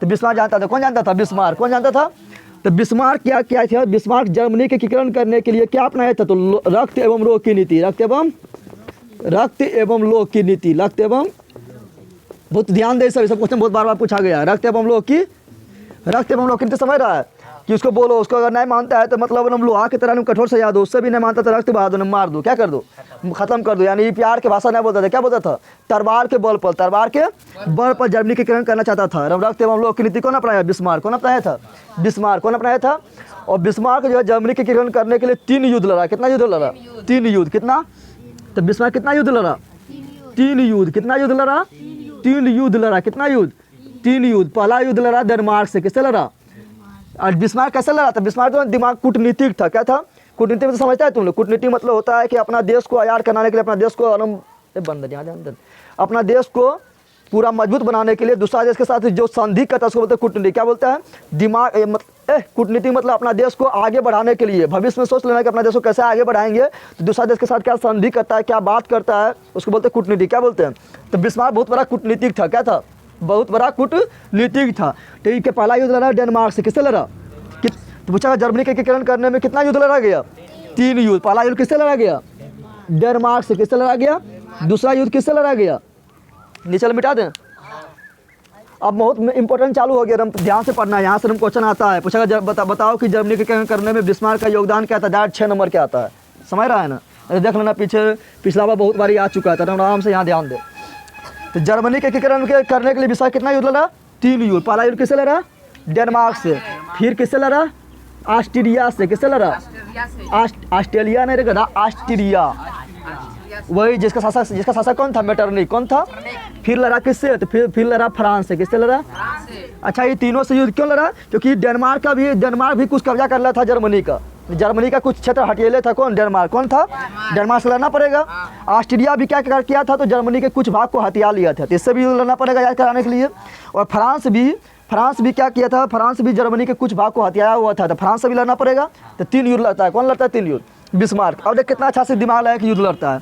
डेनमार्क जो है जर्मनी के 2 क्षेत्र को कब्जा किया था। वो 2 क्षेत्र का नाम क्या है? एक ठोक था हेल्सबिंग। क्या था? एक ठोक क्या था? हेल्सबिंग। क्या था? हेल्सबिंग। और दूसरा क्षेत्र था इसका, हेल्सबिंग नहीं था, साल्सबिंग। क्या था? साल्सबिंग। और दूसरा था हेलेस्टीन। क्या था? हेलेस्टीन। ये 2 क्षेत्र किसका था? जर्मनी का था, लेकिन कब्जा कौन कर लिया था? डेनमार्क। कौन कर लिया था? डेनमार्क। तो जर्मनी, तो बिस्मार्क दिमाग लगाता है कि इसको डेनमार्क से दोनों क्षेत्र कैसे हम कब्जा मतलब अपना क्षेत्र में ले ले, अपना क्षेत्र में, यानी कैसे इस पर अधिकार कर ले, कैसे इस पर अधिकार कर ले। तो डेनमार्क क्या करता है? ऑस्ट्रेलिया से दोस्ती कर लेता है। देख, फिर ऑस्ट्रेलिया से भी लड़ेगा लास्ट में, लेकिन ऑस्ट्रेलिया क्या करता है? दोस्ती, यानी कूटनीति के अंतर्गत क्या करता है? ऑस्ट्रेलिया से कहता है कि दोस्त कर ले, हम क्या करेंगे? जीतेंगे तो हेल्स्टीन क्षेत्र हम, यहाँ ध्यान दे, हेल्स्टीन क्षेत्र जो है तुमको दे देंगे और साल्बिंग क्षेत्र हम ले लेंगे। तो ये खुश हो गया कि हम लड़ेंगे तो हमको मिल जाएगा, वो क्षेत्र मिल जाएगा। क्या मिल जाएगा? डेनमार्क से वो क्षेत्र हमको मिल जाएगा, तो हमारा क्षेत्र क्या होगा? बड़ा हो जाएगा। ये हो गया खुश। आज दे दिया, किसके साथ दे दिया? बिस्मार्क। किसका दे दिया? लेकिन इसको ये नहीं पता था कि लास्ट में फिर बिस्मार्क हमको भी मारेगा। क्या करेगा? हमको भी। तो डेनमार्क से युद्ध लड़ता है। डेनमार्क से होता है युद्ध। क्या होता है? कब होता है? 1864 ईस्वी में। कब होता है? 1864 ईस्वी में युद्ध हो जाता है, जिसमें क्या होता है? डेनमार्क का पराजय। डेनमार्क खा जाता है। सिंपल बात है, डेनमार्क हारबे करेगा, क्योंकि दोनों 2 देश मिल के लड़ रहा है। कौन कौन मिल के लड़ रहा है? तो पर्सा, एक तो पर्सा हो गया ना। पर्सा के कौन प्रधानमंत्री है? ऑस्ट्रिया, बिस्मार्क है। और एक ऑस्ट्रिया, दोनों मिल के लड़ा और क्या किया? डेनमार्क को हरा दिया, डेनमार्क को। और साल्बिंग अपने रख लिया। हेल्स्टीन किसको दे दिया? किसको? ऑस्ट्रिया। किसको दे दिया? लेकिन ऑस्ट्रिया दूर था और यहाँ पर था क्या? पर्सा। क्या था? और ये जो हेल्स्टीन था यहाँ पर था। कहाँ था? पर्सा से चारों तरफ से हेल्स्टीन क्या था? घिरा था। क्या था? और ऑस्ट्रिया कहाँ है? दूर। कहाँ है? तो बता, ऑस्ट्रिया इस पर नियंत्रण कर पाएगा? बहुत दूर में ऑस्ट्रिया है। और पर्सा से तीनों तरफ से क्या है? ये जो क्षेत्र है ये क्या है? घिरा हुआ है। क्या है? तो ऑस्ट्रिया इस पर नियंत्रण कर पाएगा? करना भी चाहेगा तो पर्सा क्या करेगा? पर्सा उस पर अधिकार कर लेगा। तो क्या करता है? अब सोचता है कि इसका तो डेनमार्क से तो हम छुट्टी ले लिए, डेनमार्क को तो हरा दिए। अब क्या करता है? ऑस्ट्रिया को निपटाना चाहता है। किसको? क्या ऑस्ट्रेलिया से क्या करे? ऑस्ट्रेलिया जो क्षेत्र जो लिया इसको छीनना है। क्या करना है? क्योंकि युद्ध किया तो उसको दे दिया वो, लेकिन अब ऐसे तो थोड़ा छीनेगा। तो क्या सोचता है कि ऑस्ट्रेलिया जो मेरा क्षेत्र हथियाया है उससे क्या करना है? छीनना है। क्या करना है? तो अगला होता है ऑस्ट्रेलिया का युद्ध। कब क्या होता है? ऑस्ट्रेलिया का युद्ध कब होता है? 1866 में ऑस्ट्रेलिया से लड़ता है। कौन लड़ता है? बिस्मार्क। कौन लड़ता है? कब लड़ता है? 1866 ईस्वी में। 1800। लेकिन ऑस्ट्रेलिया से लड़ने के लिए ऑस्ट्रेलिया बहुत ताकतवर था, तो ताकतवर था, इससे लड़ने के लिए क्या चाहिए? किसी को बिस्मार्क बुलाएगा कि दोस्ती करा, इसको हराएंगे। किसको हराएंगे? ऑस्ट्रेलिया को हराएंगे। किसको हराएंगे? ऑस्ट्रेलिया। तो ये क्या करता है? और ये फ्रांस से दोस्ती कर लेता है। कौन? बिस्मार्क। कौन कर लेता है? अब फ्रांस को ही पता नहीं कि लास्ट में हमको भी बिस्मार्क मारेगा, इसको पता नहीं। किससे दोस्ती कर लिया? फ्रांस से अपना क्या किया? अपना दोस्त बुला लिया, दोस्त बना लिया। क्या बना लिया? दोस्त। अब बोला था कि कुछ जीतेंगे तो तुमको भी कुछ दे देंगे, तुमको भी क्या करेंगे? तो फ्रांस भी तैयार हो गया कि ऑस्ट्रेलिया को हराएगा। तो ऑस्ट्रेलिया से फ्रांस से दोस्ती कौन कर लिया? बिस्मार्क। कौन किया? और 1866 में फ्रांस और जाकर ऑस्ट्रेलिया पे क्या किया? हमला। क्या कर दिया? जो युद्ध हुआ था उसको बोलते हैं सेडोवा का युद्ध। क्या बोलते हैं? यानी पूछेगा सेडोवा का युद्ध। सेडोवा का, तो पहला क्वेश्चन आएगा कि सेडोवा का युद्ध किसके कब हुआ? 1866 में। कब हुआ? दूसरा क्वेश्चन आएगा सेडोवा का युद्ध किसके बीच हुआ, तो ऑस्ट्रिया और पर्सा के बीच, क्योंकि मेन तो पर्से है ना, पर्से के लिए प्रधानमंत्री बिस्मार्क है, तो मेन तो पर्से है, तो पर्सा और ऑस्ट्रिया के बीच कब हुआ, 1866 में। कौन जीता, तो सिंपल बात है, कौन जीतेगा, पर्सा जीतेगा। ये पर्सा फ्रांस के साथ लड़ रहा है ना, दोनों मिल के लड़ रहा है ना, कौन जीतेगा, पर्सा, कौन जीतेगा, तो पर्सा जीत जाता है, पर्सा जीत जाता है, यानी बिस्मार्क जीत गया, पर्सा जीता यानी कौन जीता, अरे भारत जीता यानी कौन जीता, नरेंद्र मोदी जीता, क्योंकि नरेंद्र मोदी राजा है ना, तो पर्सा का राजा कौन है, बिस्मार्क है, पर्सा जीता तो कौन जीता, बिस्मार्क जीता, तो पर्सा जीत जाता है, पर्सा जीत जाता है। और जो इसको दिया था हेलस्टीन, जो दिया था वो क्या किया, ले लिया, क्या किया।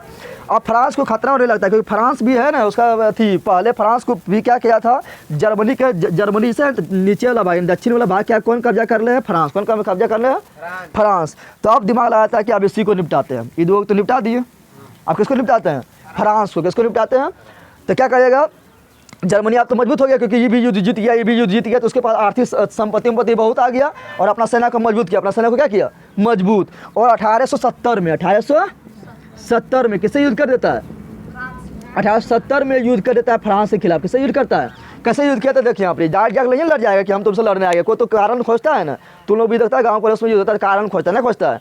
तो उस समय स्पेन में चल रहा था उत्तराधिकार का युद्ध, क्या चल रहा था, यानी स्पेन में कौन राजा बनेगा, स्पेन एक देश है, स्पेन में कौन राजा बनेगा, इसका चल रहा था उत्तराधिकार का युद्ध। कोई बोलता था, फ्रांस वाला बोलता था हमारा राजा बनेगा, और जर्मनी वाला बोलता था हमारा राजा बनेगा, दोनों अपना देश बोल रहे थे, मेरा राजा बनेगा, बोल रहा मेरा राजा बनेगा, दोनों बोल रहा था। तो क्या किया था, तब स्पेन की जनता चाहता था कि हमारे यहाँ राजा कौन बने, तो बने ये, कौन बने, पर्सा के, कौन बने, पर्सा कहाँ किसके अंदर आता है, जर्मनी के अंदर, किसके अंदर आता है, तो स्पेन वाला चाह रहा था कि हमारे यहाँ राजा कौन बने, पर्सा, कौन बने, तो इसको बहाना मिल गया, तो जाके क्या किया कि राजा स्पेन में मेरा राजा बने, कौन बोल दिया, बिस्मार्क, कौन बन दिया, तो दोनों में दुश्मनी, दोनों में क्या हो गया, तो दोनों में युद्ध क्या होता है, कब होता है, 1870 में, कब होता है 1800, इस युद्ध को बोलते हैं सेडान के युद्ध, क्या बोलते हैं, सेडान का युद्ध, क्या बोलते हैं, सेडान का युद्ध। तो पूछेगा सेडान का युद्ध कब हुआ, 1870, 1800 किसके बीच हुआ, तो पर्सा और फ्रांस के बीच, पर्सा और कौन जीता, सिंपल बात है, कौन जीता, पर्सा, कौन जीता, तो जीत किसका हुआ, पर्सा का, किसका हुआ, पर्सा का जीत हुआ। इस प्रकार 3 युद्ध जीत गया, 3 युद्ध क्या हुआ, जीत गया। उस प्रकार तीनों युद्ध जीत के जो कब्जा ऑस्ट्रिया में था वो जर्मनी मिल गया, जो फ्रांस के कब्जा में था वो भी जर्मनी छीन लिया, उसके बाद जो कब्जा थी डेनमार्क में था वो भी जर्मनी क्या किया, छीन लिया। तो तीनों तरफ से छीन के अपना एक विशाल जर्मनी बना दिया, विशाल जर्मनी। और इस प्रकार क्या हुआ, जर्मनी का एकीकरण, क्या हुआ, जर्मनी का एकीकरण हो गया। तो जर्मनी का एकीकरण कितने युद्ध के फलस्वरूप हुआ, 3 युद्ध के फलस्वरूप क्या हुआ, जर्मनी का एकीकरण, जर्मनी का। तो पूछेगा सेडोवा का युद्ध, देखो ये दोनों में थोड़ा सा अंतर है, सेडोवा का 1866 में और सेडान, दोनों में थोड़ा अंतर है ना, सेडान के 1870 में, और दोनों अलग अलग देश के बीच में हुआ ना। ये तीनों युद्ध जीत गया और जर्मनी का एकीकरण हुआ, जर्मनी का। तो 1871 में जर्मनी का क्या हुआ, 1871 में जर्मनी का एकीकरण, जर्मनी का एकीकरण हो गया। 1871 में क्या हुआ, जर्मनी का एकीकरण। और यहाँ के राजा किसको बना दिया, पहले तो पर्सा राजा कौन था, पर्सा राजा कौन था, विलियम प्रथम था। लेकिन अब पर्सा तो छोटा था ना, अब जर्मनी जब जीता तो बहुत बड़ा हो गया, जर्मनी बहुत बड़ा हो गया ना, पर्सा छोटा था क्योंकि पर्सा जर्मनी के अंदर आता था। अब 300 राज्य को मिलाकर बताते हैं, जर्मनी 300 भाग में टूटा था, तो 300 मिलाकर विशाल जर्मनी बना, विशाल। और उसका राजा किसको बना दिया, उसका राजा बना दिया किसको, विलियम प्रथम को। किसको बना दिया, कि विलियम प्रथम ने इसको प्रधानमंत्री बनाया था। तो विलियम प्रथम अच्छा आदमी था, तो विलियम प्रथम को क्या किया था, पर्सा से हटाकर पूरा जर्मनी का राजा बना दिया, पूरा जर्मनी का। तो 1871 में जर्मनी का एकीकरण हुआ और राजा कौन बना, विलियम प्रथम। कौन बना, विलियम प्रथम। विलियम प्रथम को राजा बनाएगा तो कुछ तो सम्मेलन होगा ना, कोई सम्मेलन। ऐसे राजा जब बनता है, जैसे नरेंद्र मोदी को शपथ लेता है तो वहाँ कितना बड़ा सम्मेलन होता है, तो राजा बना सम्मेलन होगा। तो एक सम्मेलन होता है जिसको बोलते हैं फ्रैंकफर्ट की संधि। क्या बोलते हैं, फ्रैंकफर्ट की संधि। क्या बोल रहे हैं, ये क्वेश्चन पूछा गया है, फ्रैंकफर्ट में हुआ इसलिए बोलते हैं इसको फ्रैंकफर्ट की संधि, फ्रैंकफर्ट की। क्योंकि पर्सा थी, फ्रांस हार गया था ना, तो पर्सा और फ्रांस के बीच कौन संधि हुआ, फ्रैंकफर्ट की संधि। क्या हुआ, फ्रैंकफर्ट की। तो पूछा फ्रैंकफर्ट की संधि कब हुआ, 1871 में। कब हुआ, 1871 में। पूछा फ्रैंकफर्ट की संधि किसके बीच हुआ, तो पर्सा और फ्रांस के बीच, पर्सा और फ्रांस के बीच हुआ। कब हुआ, 1871 में, 1871 में। और इस संधि के तहत फिर क्या किया, विलियम प्रथम को जर्मनी का राजा बना दिया। इस प्रकार जर्मनी का एकीकरण हो गया। समझ आ गया जर्मनी का एकीकरण। अब देखते हैं इटली का एकीकरण। क्या देखते हैं, जर्मनी का एकीकरण समझ आ गया, मिटा देते हैं, क्या सब पढ़ा चुके हैं, ये सब पढ़ा चुके हैं ना। अब देखते हैं किसका, इटली का किरण। क्या देखते हैं, इटली का। इस समय आया तुम लोग को? हाँ, ये बहुत इंपॉर्टेंट है। अब देखते हैं किसका, इटली का किरण। तो इटली का किरण जो है उसमें 4 व्यक्ति का योगदान है। कितना व्यक्ति का योगदान है? 4 व्यक्ति का योगदान है। किसका? पहले आता है मेजिनी, फिर काउंट काबुल, फिर गैरिबाल्डी, फिर विक्टर इमैनुअल। Victor Emmanuel. तो इटली भी 7 भाग में टूटा था। कितना भाग में टूटा था? तो पहले आवाज़ उठाया था मेजिनी कि इसको मतलब इस 7 को मिलकर इटली का एकीकरण करना है, यानी एक बनाना है। क्या करना है? एक बनाना है। पहले कौन आवाज़ उठाया था? मेजिनी। कौन उठाया था? तो मेजिनी इसको अथी करने लिए क्या किया था? तो एक कार्बोनली, जैसे भगत सिंह क्या था? क्रांतिकारी था। संस्कृत आज़ाद क्या था? क्रांतिकारी था। उसी प्रकार मेजिनी भी क्या था? क्रांतिकारी। क्या था? क्रांतिकारी। तो ये अपना एक संगठन बनाया। क्या बनाया? एक क्रांतिकारी का संगठन था। क्रांतिकारी का क्या था? संगठन। एक क्रांतिकारी क्या था? संगठन था, जिसको बोलते थे कार्बोनरी। क्या बोलते थे? कार्बोनरी। क्या बोलते थे? कार्बोनरी कब बना? 1810 में। कब बना? ये क्या पूछेगा, कार्बोनरी कैसा संगठन था? क्रांतिकारी का गुप्त संगठन। क्रांतिकारी का गुप्त संगठन होगा ना, क्योंकि क्रांतिकारी क्या होता है? ये लोग डायरेक्ट किससे लड़ता है? सरकार से लड़ता है। ये गुप्त संगठन है। तो क्रांतिकारी क्या है? तो कार्बोनरी क्या है? तो क्रांतिकारियों का गुप्त संगठन, क्रांतिकारियों का। तो मेजिनी इसका सदस्य बन जाता है। मेजिनी क्या बनता है? इसका सदस्य बन जाता है। मेजिनी इसका सदस्य बन जाता है। और मेजिनी को फिर क्या करता है, जब इसका सदस्य बन गया, जब आवाज़ उठाने लगा, तो यहाँ जो इटली के जो राजा था वो क्या किया? उसको भगा दिया। उसको क्या किया? फिर लौट कर आता है कभी, जब मेटरनिक देखता है, मेटरनिक शासन खत्म हो गया। बताया था 1848 ईस्वी में मेटरनिक का शासन क्या है? खत्म हो गया। खत्म हो गया ना। तो मेटरनिक क्या कहता है इसको, मतलब जो है मेजिनी को भगा दिया था। मेजिनी क्या किया था? भगा दिया था। तो मेजिनी भाग जाता है। लेकिन जब 1848 में मेटरनिक का शासन समाप्त हो जाता है, तो फिर मेजिनी लौटता है। मेजिनी लौटता है। मेजिनी। और मेटरनिक कहा था कि इसके बारे में कहा था, मेजिनी के बारे में, कि मेजिनी जो हमारा समाज का सबसे बड़ा दुश्मन है। कौन बोला था? मेटरनिक। कौन बोला था? क्योंकि राजा है और इसी खिलाफ लड़ रहा है ना। इसी खिलाफ लड़ रहा है। कौन लड़ रहा है इसके खिलाफ? मेजिनी लड़ रहा है।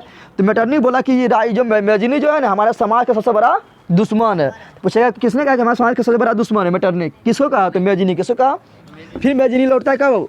जब ये समाप्त होता है तब मेजिनी क्या करता है, जब तक बाहर में रहता है, तब वो 1831 ईस्वी में एक यंग इटली का स्थापना करता है। किसे स्थापना करता है?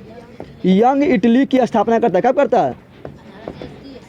1831 ईस्वी में बाहर में भागा हुआ है, तो वहीं पर कहता हुआ यंग इटली का स्थापना। यंग इटली की, या इसी को बोलेंगे युवा इटली, नहीं बोलेंगे। यंग का हिंदी क्या होता है? युवा। क्या होता है? इसी को बोलेंगे युवा इटली की स्थापना। युवा इटली की।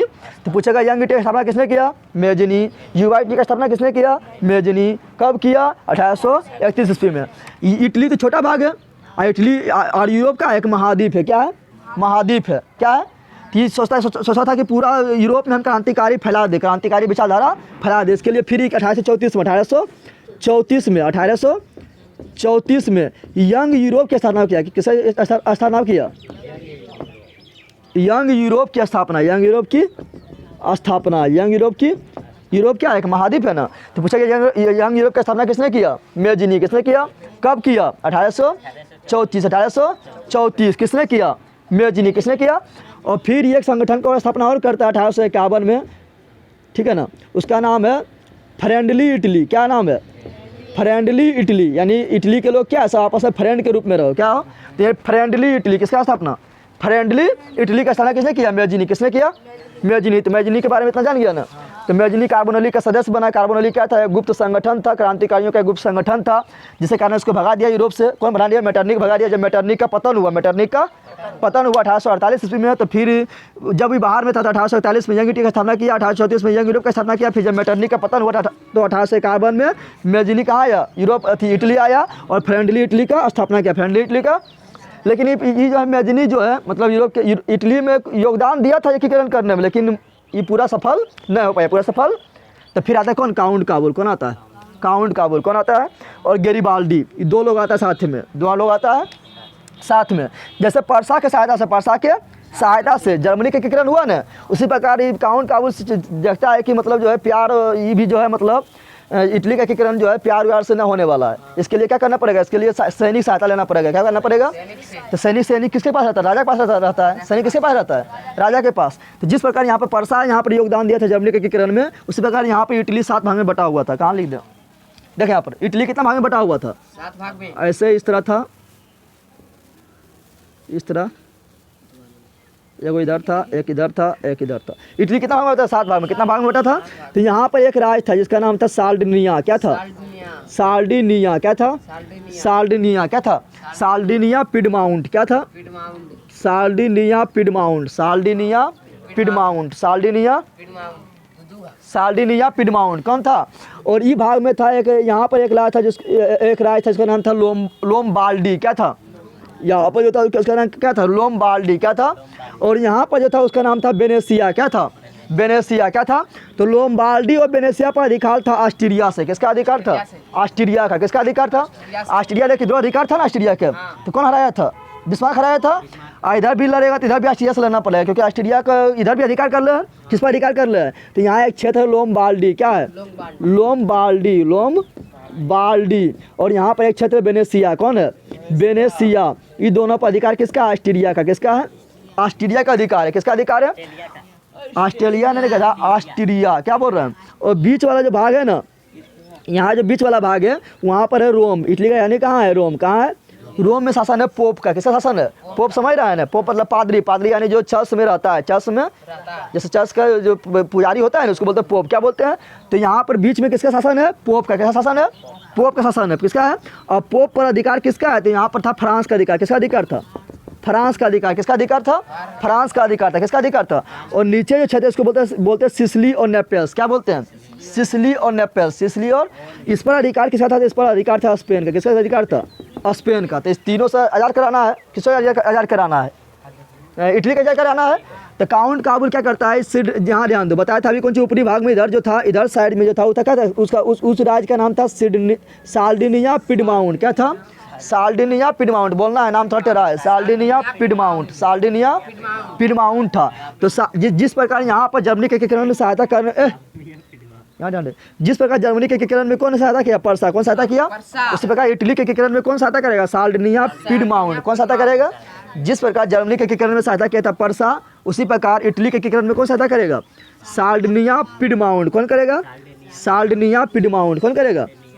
तब साल्डिनिया के यहाँ देख, यहाँ लिख रहे हैं साल्डिनिया, क्या बोल रहे हैं? साल्डिनिया पिडमाउंट के नेतृत्व में एक इटली का एकीकरण होगा। इटली का। तो साल्डिनिया पिडमाउंट, साल्डिनिया पिडमाउंट क्या है? इटली का एक राज्य है। इटली का एक, इसके नेतृत्व में क्या होगा? जर्मनी का इटली का एकीकरण। इटली का। यहाँ का राजा कौन है? यहाँ का राजा है, यहाँ का राजा कौन है? तो यही है, नीचे जो दिख रहा है ना, विक्टर इमैनुअल। यही है। कौन है? Victor Emmanuel. कौन है? विक्टर। ये भी चाहता था कि जर्मनी का एकीकरण हो। क्या हो? यानी पूरा जो टूटा हुआ जर्मनी है पूरा मिलके एक जर्मनी बने। जिस प्रकार यहाँ पर पर्सा शासक कौन था? विलियम प्रथम। ये चाहता था ना कि जर्मनी का एकीकरण हो। उसी प्रकार विक्टर इमैनुअल चाहता था कि पूरा इटली का एकीकरण हो, इटली मिलके एक इटली बने। क्या बने? कौन? Victor Emmanuel. कौन? विक्टर। तो विक्टर इमैनुअल के प्रधानमंत्री कौन बना? इसी प्रकार यहाँ पर विलियम प्रथम का प्रधानमंत्री कौन बना? बिस्मार्क बना था। उसी प्रकार यहाँ पर काउंट काबुल क्या बना था? इसका प्रधानमंत्री किसका बना था? प्रधानमंत्री। समझ रहा है ना? सबसे बड़ा मंत्री राजा हो गया, जिसका मंत्री होगा ना, मंत्री में प्रधान सबसे बड़ा मंत्री हुआ। कौन बना? कौन बना? काउंट काबुल। कौन बना? काउंट काबुल बना। और ये मतलब अब ये क्या करेगा? ये राजनीति में आ गया। प्रधानमंत्री तो राजनीति हो गया ना, तो राजनीतिक दृष्टि से, कूटनीतिक दृष्टि से क्या करेगा? इसका मतलब इटली का एकीकरण करने का प्रयास करेगा। इटली का एकीकरण करने का प्रयास करेगा। तो काउंट काबुल को कहा जाता है इटली के राजनीतिक, क्या कहा जाता है? कहेगा इटली का राजनीतिक किसे कहा जाता है? इटली का राजनीतिज्ञ। क्या? राजनीतिज्ञ किसे कहा जाता है? तो काउंट काबुल को किसे कहा जाता है? आप पूछेगा यहाँ पर देखें, मेजिनी सर्वप्रथम प्रारंभ इटली के एकीकरण करने का प्रारंभ कौन किया था? मेजिनी। कौन किया था? तो मेजिनी को क्या कहा जाता है? तो मेजिनी को कहा जाता है, यहाँ लिख देते हैं, मेजिनी को क्या कहा जाता है? मेजिनी को कहा जाता है इटली का मसीहा। क्या कहा जाता है? इटली का मसीहा। इटली का, ये हम नहीं मिटा रहे हैं अभी का कि इसको हम जोड़ेंगे इसमें, ठीक है ना? इसका अभी जरूरत पड़ेगा यहाँ पर इटली के एकीकरण में। समझ रहा है ना? तो यहाँ पर इटली का मसीहा, इटली का मसीहा किसे कहा जाता है? मेजिनी को। किसे कहा जाता है? या इटली का पैगंबर, इटली का पैगंबर किसे कहा जाता है? मेजिनी। किसे कहा जाता है? मेजिनी। तुम लोग पहले तुम लोग जो है यहाँ तक लिख ले, ठीक है? यहाँ तक लिखना है, इसको हम मिटाएंगे, ये रहने देना क्या? अभी ये जो युद्ध हुआ था ना, यहाँ पर भी साथ होगा। समझ रहा है? इसलिए हम इसको नहीं मिटा रहे। तुम लोग यहाँ तक लिख, उसका यहाँ तक लिखा हो जाएगा तो बोलना हमको, ठीक है ना? यहाँ तक समझ रहा है? यहाँ तक हो जाएगा तो बोलना, जितना खेले। चलिए ध्यान दे। तो मैजिनी के बारे में पढ़ लिए थे ना, मैजिनी के बारे में पढ़ लिए थे ना। तो मैजिनी बहुत सारा योगदान दिया था, इसलिए मैजिनी को क्या बोले थे, मैजिनी को बोले थे कि इटली का मसीहा है। क्या क्या कहे थे सब जनता लोग, क्या कहा था, जनता लोग कहा कि इटली का क्या है, मसीहा है। इसी मसीहा क्या कहा था, तो पूछेगा इटली का मसीहा किसे कहा था, मैजिनी को। किसे कहा जाता है, इटली का पैगंबर किसे कहा जाता है, मैजिनी को। किसे कहा जाता है, तो मैजिनी के बारे में यहाँ दो चीज़ें और लिख लेना, क्या, इटली का मसीहा, इटली का मसीहा, और इटली का पैगंबर, इटली का पैगंबर किसे कहा जाता है, मैजिनी को। किसे कहा जाता है, मैजिनी। तो बता दिए थे जिस प्रकार जर्मनी का एकीकरण पर्सा के प्रयास से हुआ, उसी प्रकार इटली का एकीकरण, इटली में 7 भाग में टूटा था, तो उसमें एक भाग था सार्डिनिया पिडमाउंट, सार्डिनिया। तो इसी के फलस्वरूप यही करेगा जर्मनी का एकीकरण। कौन करेगा, जर्मनी के। और यहाँ राजा कौन है, यहाँ राजा है विक्टर इमैनुअल। कौन है, और ये अपना प्रधानमंत्री किसको बनाया, काउंट काबूल। काउंट क्या करेगा, तो राजनीति में आ गया, तो इसको बोलते हैं इटली का राजनीतिज्ञ। क्या बोलते हैं, इटली का, क्या इटली का राजनीति किसे कहा जाता है, काउंट काबूल को। किसे कहा जाता है, काउंट काबूल किसे कहा जाता है। फिर आता है गेरिबाल्डी। कौन आता है, गेरिबाल्डी। कौन आता है, गेरिबाल्डी। कौन आता है, गेरिबाल्डी भी इसी को साथ देता है, किसे, काउंट काबूल को। किसको देता है, और गेरिबाल्डी कहता है कि ऐसे इटली का एकीकरण ना होगा, ऐसे इटली का एकीकरण, ये क्या कहता है कि इटली का एकीकरण करना है तो तलवार के बल पर होगा। किसके बल पर होगा, ताकि तलवार के बल पर। किसके बल पर, क्योंकि इटली जो था कितना भाग में टूटा था, इधर था एक, इधर था एक, इधर था। तो यहाँ, अरे यहाँ पर किस, कौन था, सार्डिनिया पिडमाउंट। क्या था, सार्डिनिया। इसी के नेतृत्व में पूरा इटली का एकीकरण होगा। यहाँ पर क्या था, रोम क्या था, जहाँ फ्रांस का शासक था, फ्रांस का शासन था। और यहाँ पर था किसके का शासन था, स्पेन का। किसका था, स्पेन का। और यहाँ था ऑस्ट्रिया का। किसका था, ऑस्ट्रिया का। तो अब क्या करेगा, तो गरीबाल्डी कहेगा कि इटली का एकीकरण होगा किससे, तलवार के बल पर। किसके बल पर, तो तलवार के बल पर, तलवार के बल पर इटली का एकीकरण। किस कहेगा, तलवार के बल पर इटली का एकीकरण करने के बाद किसने किया, तो गरीबाल्डी। किसने किया, तलवार के बल पर इटली का एकीकरण, तलवार के बल पर इटली का एकीकरण। क्या बोल रहा हूँ, तलवार के बल पर इटली का एकीकरण करने के बाद किसने किया, तो गरीबाल्डी। किसने किया, जानवर यहाँ ध्यान देगा, जानवर यहाँ ध्यान देगा। अरे तुम लोग बता रहे हो, समाप्त चैप्टर समाप्त होने उसको तुम लोग को बता रहे हैं। तलवार के बल पर इटली का एकीकरण किसने किया, गरीबाल्डी। किसने किया था, और गरीबाल्डी क्या किया था, इसका सेना जो शामिल होता था ना, सबको पहना देता था लाल कुर्ता। क्या पहना देता था, कुर्ती होता है ना, अरे होली में सफेद कुर्ता पहनता है तुम लोग। इसका सेना जो शामिल होता था उसको क्या पहनाता था, लाल कुर्ता। क्या पड़ता था, तब पूछेगा कि लाल कुर्ती का गठन, लाल कुर्ती का गठन किसने किया, तो लाल कुर्ती का गठन किसने किया, तो गैरीबाल्डी। किसने किया, गैरीबाल्डी। किसने किया, इटली का तलवार किसे कहा जाता है, तो गैरीबाल्डी को, क्योंकि ये बोलता था कि इटली का एकीकरण करना है तो तलवार के बल पर होगा, प्यार से ना होगा। कौन बोलता था, गैरीबाल्डी। तो पूछेगा इटली का तलवार किसे कहा जाता है, गैरीबाल्डी। लाल कुर्ते का गठन किसने किया, गैरीबाल्डी। लेकिन गैरीबाल्डी जो है पहले, मतलब बहुत पहले बात है कि गैरीबाल्डी पैसा क्या था, क्या काम करता था, तो गैरीबाल्डी नाविक था। क्या था, तो पूछा गैरीबाल्डी पेशे से क्या था, यानी कौन काम करता था, तो गैरीबाल्डी पेशे से क्या था, तो नाविक। बहुत बार क्वेश्चन आ गया, देख लेना तुम लोग, पेशे से क्या था, तो गैरीबाल्डी पेशे से क्या था, तो नाविक था। क्या था, नाविक, यानी नाव चलाने वाला, नाव चलाने।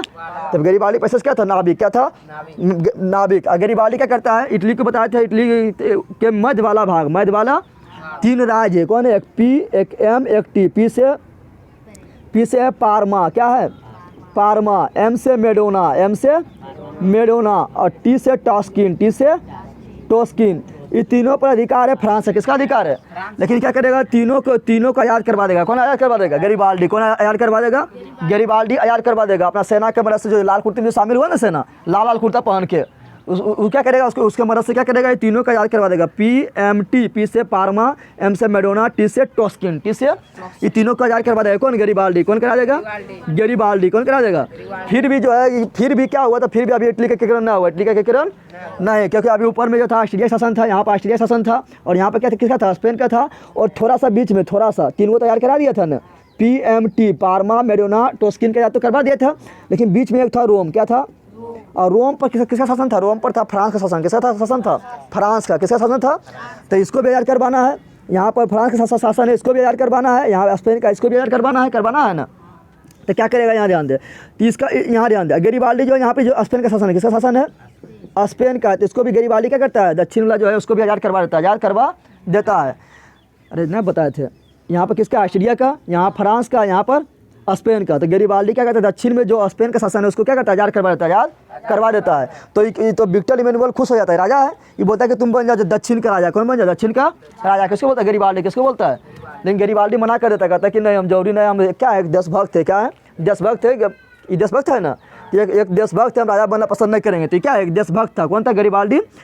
दक्षिण को कौन यार कराया, गैरिबाल्डी। कौन कराया था, तब बच गए। यहाँ पर उत्तर वाला ऑस्ट्रिया का अधिकार जो है और बीच वाला फ्रांस का जो अधिकार है उसको आज़ाद करवाना है। तब देखिए 2000 कैसे होगा। देखिए यहाँ पर ऑस्ट्रिया युद्ध किया था, कहाँ युद्ध किया था, जर्मनी में किया था नहीं, जर्मनी के में बता रहे थे। हाँ देखें, ऑस्ट्रिया से युद्ध हुआ था ना, यहाँ फ्रांस से युद्ध हुआ था ना। जैसे ऑस्ट्रिया युद्ध में बचेगा, जब इटली क्या करेगा, आज़ाद हो जाएगा, क्या होगा, आज़ाद। जैसे जैसे फ्रांस से युद्ध होगा तो इटली को फायदा मिल जाएगा, तो इटली इधर क्या करेगा, आज़ाद हो जाएगा, आज़ाद। कैसे आज़ाद होगा, यहाँ ध्यान दे। तब अब यहाँ ऊपर उत्तर वाला भाग में किसका अधिकार है, उत्तर वाला भाग में एक तो लेड्रोसिया है, ठीक है ना, और एक है वेनेसिया। तो वेनेसिया पर किसका अधिकार है, ऑस्ट्रिया किसका अधिकार है। तो ऑस्ट्रिया जैसे लड़ेगा किससे, जर्मनी से युद्ध, किससे लड़ेगा, जर्मनी से युद्ध। कौन युद्ध में, सडेवा के युद्ध में, सडेवा के युद्ध में। तो इटली क्या करेगा, दे देगा जर्मनी को साथ, जर्मनी क्या करेगा, साथ दे देगा, क्या दे देगा। तो इटली दे देता है जर्मनी के साथ, इटली देता है जर्मनी के। तो उस समय कौन देता है, उसमें तीनों खत्म हो गए, तीनों बता दिए ना। उसमें विक्टर इमैनुअल रहता है। कौन रहता है, विक्टर।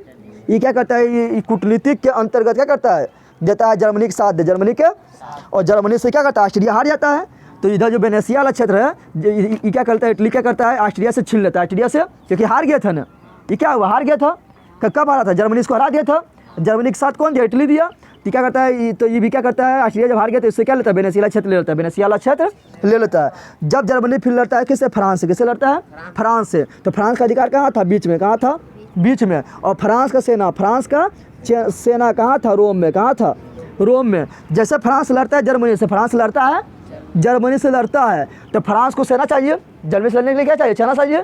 तो उसका कुछ सेना कहाँ है, रोम में। कहाँ पर है, रोम की सुरक्षा कर रहा है, रोम का क्या कर रहा है, सुरक्षा कर रहा है। तो फ्रांस को बहुत सेना जरूरत पड़ा, क्या कि जर्मनी थी, जर्मनी का जो शासक था बिस्मार्क बहुत पावरफुल था ना। तो क्या करता है, यहाँ से सेना अपना बुला लेता है, रोम का सुरक्षा कर रहा था ना। इटली के अंदर है रोम, इटली के अंदर क्या है, इटली राजधानी क्या है, रोम। क्या है, तो रोम के सुरक्षा कर रहा था। लेकिन जब फ्रांस को बहुत सेना जरूरत पड़ता है तो क्या करता है, वो यहाँ से सेना को बुला लेता है, किस लड़ने के लिए, क्या, कौन युद्ध लड़ने के लिए, सडान के युद्ध लड़ने के लिए। तो जैसे यहाँ से सेना हटा तो यहाँ पे किस सेना है, सेना ना है ना। तो विक्टर इमैनुअल क्या करता है, ये अपना सेना भेज के क्या करता है, यहाँ से जो बीच में जो रोम था उसको भी आज़ाद करवा देता है, उसको भी आज़ाद करवा देता है। इस प्रकार जर्मनी पूरा एकीकरण हो गया ना। यहाँ ऑस्ट्रिया से आज़ाद हो गया, यहाँ फ्रांस आज़ाद हो गया, और यहाँ पर गैरिबाल्डी आज़ाद कर दिया था दक्षिण वाला, किया था आज़ाद दक्षिण वाला। इस प्रकार क्या होता है, जर्मनी का एकीकरण हो जाता है, जर्मनी का एकीकरण। तो चारों का योगदान था, मैजनिक भी था, काउंट काबुल का भी था, और गैरिबाल्डी भी था, और लास्ट में विक्टर इमैनुअल, तीनों चारों का योगदान था। तो चारों के योगदान के फलस्वरूप क्या होता है, जर्मनी का एकीकरण। जर्मनी का एकीकरण क्या होता है, तो जर्मनी का एकीकरण हो जाता है 1871 में भी। क्या होता है इसका एकीकरण, क्या होता है, एकीकरण, एकीकरण। इतना समझ गया।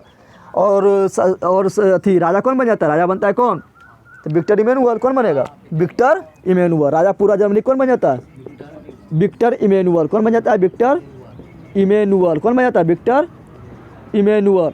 और जो रोम था, जो फ्रांस के जो इटली का रानी जो है, रोम जो है, इटली रानी क्या है, रोम। वहाँ पर अभी भी पोप का शासन है, किसका शासन है, रोम के अंदर है वेटिकन सिटी। क्या है, यहाँ ध्यान, ये हो गया इटली। क्या हो गया, यहाँ इसके अंदर है रोम, उसका राजधानी है इटली का, और उसके अंदर है वेटिकन सिटी, उसके अंदर क्या है, वेटिकन सिटी। उसके अंदर क्या है, ऐसा भारत है, भारत के अंदर क्या है, दिल्ली है, और दिल्ली के अंदर भी छोटे कुछ शहर होगा ना, दिल्ली के अंदर भी छोटा सा बस्ती होगा ना। उस प्रकार ये है इटली, इटली के अंदर रोम, और रोम के अंदर क्या है, वेटिकन सिटी, वेटिकन सिटी। यहाँ पर अभी भी पोप का राज है, किसका राज है, पोप का राज है। तो सब पूछा सबसे छोटा देश कौन है, तो वेटिकन सिटी। कौन है, वेटिकन सिटी। विश्व में सबसे छोटा देश कौन है, वेटिकन सिटी। छोटा ना होगा ऐसा, तो तुम मान ले, तुम भारत एगो देश हो गया, दिल्ली उसका राजधानी हो गया, और उसके अंदर एगो क्षेत्र है, बोल रहा है हम अलग देश हैं, तो वो अलग देश अभी भी बना हुआ है, तो छोटा ना हो जाएगा, वो छोटा हो जाएगा। तो छोटा देश कौन है, वेटिकन सिटी। कौन है, इस प्रकार क्या हुआ, जर्मनी का, इटली का भी एकीकरण हो गया। इटली का एकीकरण क्या हुआ, हो गया। समझ आ गया तुम लोग को, समझ आया रे, तो झुक कर रहा है। अब कुछ इंपॉर्टेंट पॉइंट लिख देना है, पूछेगा जैसे कि जैसे यहाँ ध्यान ले, जैसे पूछेगा जोल्बेलिन, कुछ हम इंपॉर्टेंट पॉइंट है। जोल्बेलिन शुल्क का स्थापना कहाँ हुआ था, ये कहाँ हुआ था, परसा में हुआ था। कहाँ हुआ था, परसा में। कहाँ हुआ था, परसा में। पूछा कि बता हंगरी में कौन भाषा बोला जाता था, हंगरी में कौन भाषा, तो बोलना है मैगियार। क्या बोलना है, हंगरी में कौन भाषा बोला जाता था, मैगियार भाषा। कौन भाषा, हंगरी में मैगियार। हंगरी में कौन भाषा, में गया। उसके बाद रोम में भी एक थी रोमन सभ्यता था। क्या था? रोमन सभ्यता में भी एक युद्ध हुआ था। क्या हुआ था? जिसको बोलते हैं उस युद्ध में किसके बीच हुआ था? तो युद्ध हुआ था रोमन सभ्यता के लिए युद्ध हुआ था तुर्की और रूस के बीच। तुर्की वर्सेस रूस। रोमन सभ्यता में एक युद्ध हुआ था किसके बीच? तुर्की और रोमन के बीच। क्योंकि रोम पर अधिकार किसका था? तो रोमन सभ्यता, सॉरी रोमन लिख दिया, यूनानी सभ्यता। क्या बोल रहे हैं? यूनानी सभ्यता। यूनानी एक देश है। तो वहाँ पर किसका अधिकार था? वहाँ पर तुर्की का अधिकार था। किसका अधिकार था? तुर्की का अधिकार था। तुर्की का एक साम्राज्य था ओटोमन साम्राज्य। क्या था? उसका अधिकार था। किसका अधिकार था? तब यहाँ पर तुर्की और रूस में एक युद्ध हुआ। तुर्की और रूस में क्या हुआ? एक युद्ध हुआ। क्या हुआ? जिसमें क्या हुआ? तुर्की हार गया। तुर्की क्या हुआ? तो तुर्की की हार हुआ। जब हार होता है तो संधि होता है ना। तो एक संधि हुआ। कौन? एड्रियानोपल की संधि। क्या बोल रहे हैं? एड्रियानोपल की संधि। तो पूछेगा एड्रियानोपल की संधि किसके बीच में हुआ? तो तुर्की और रूस के बीच में।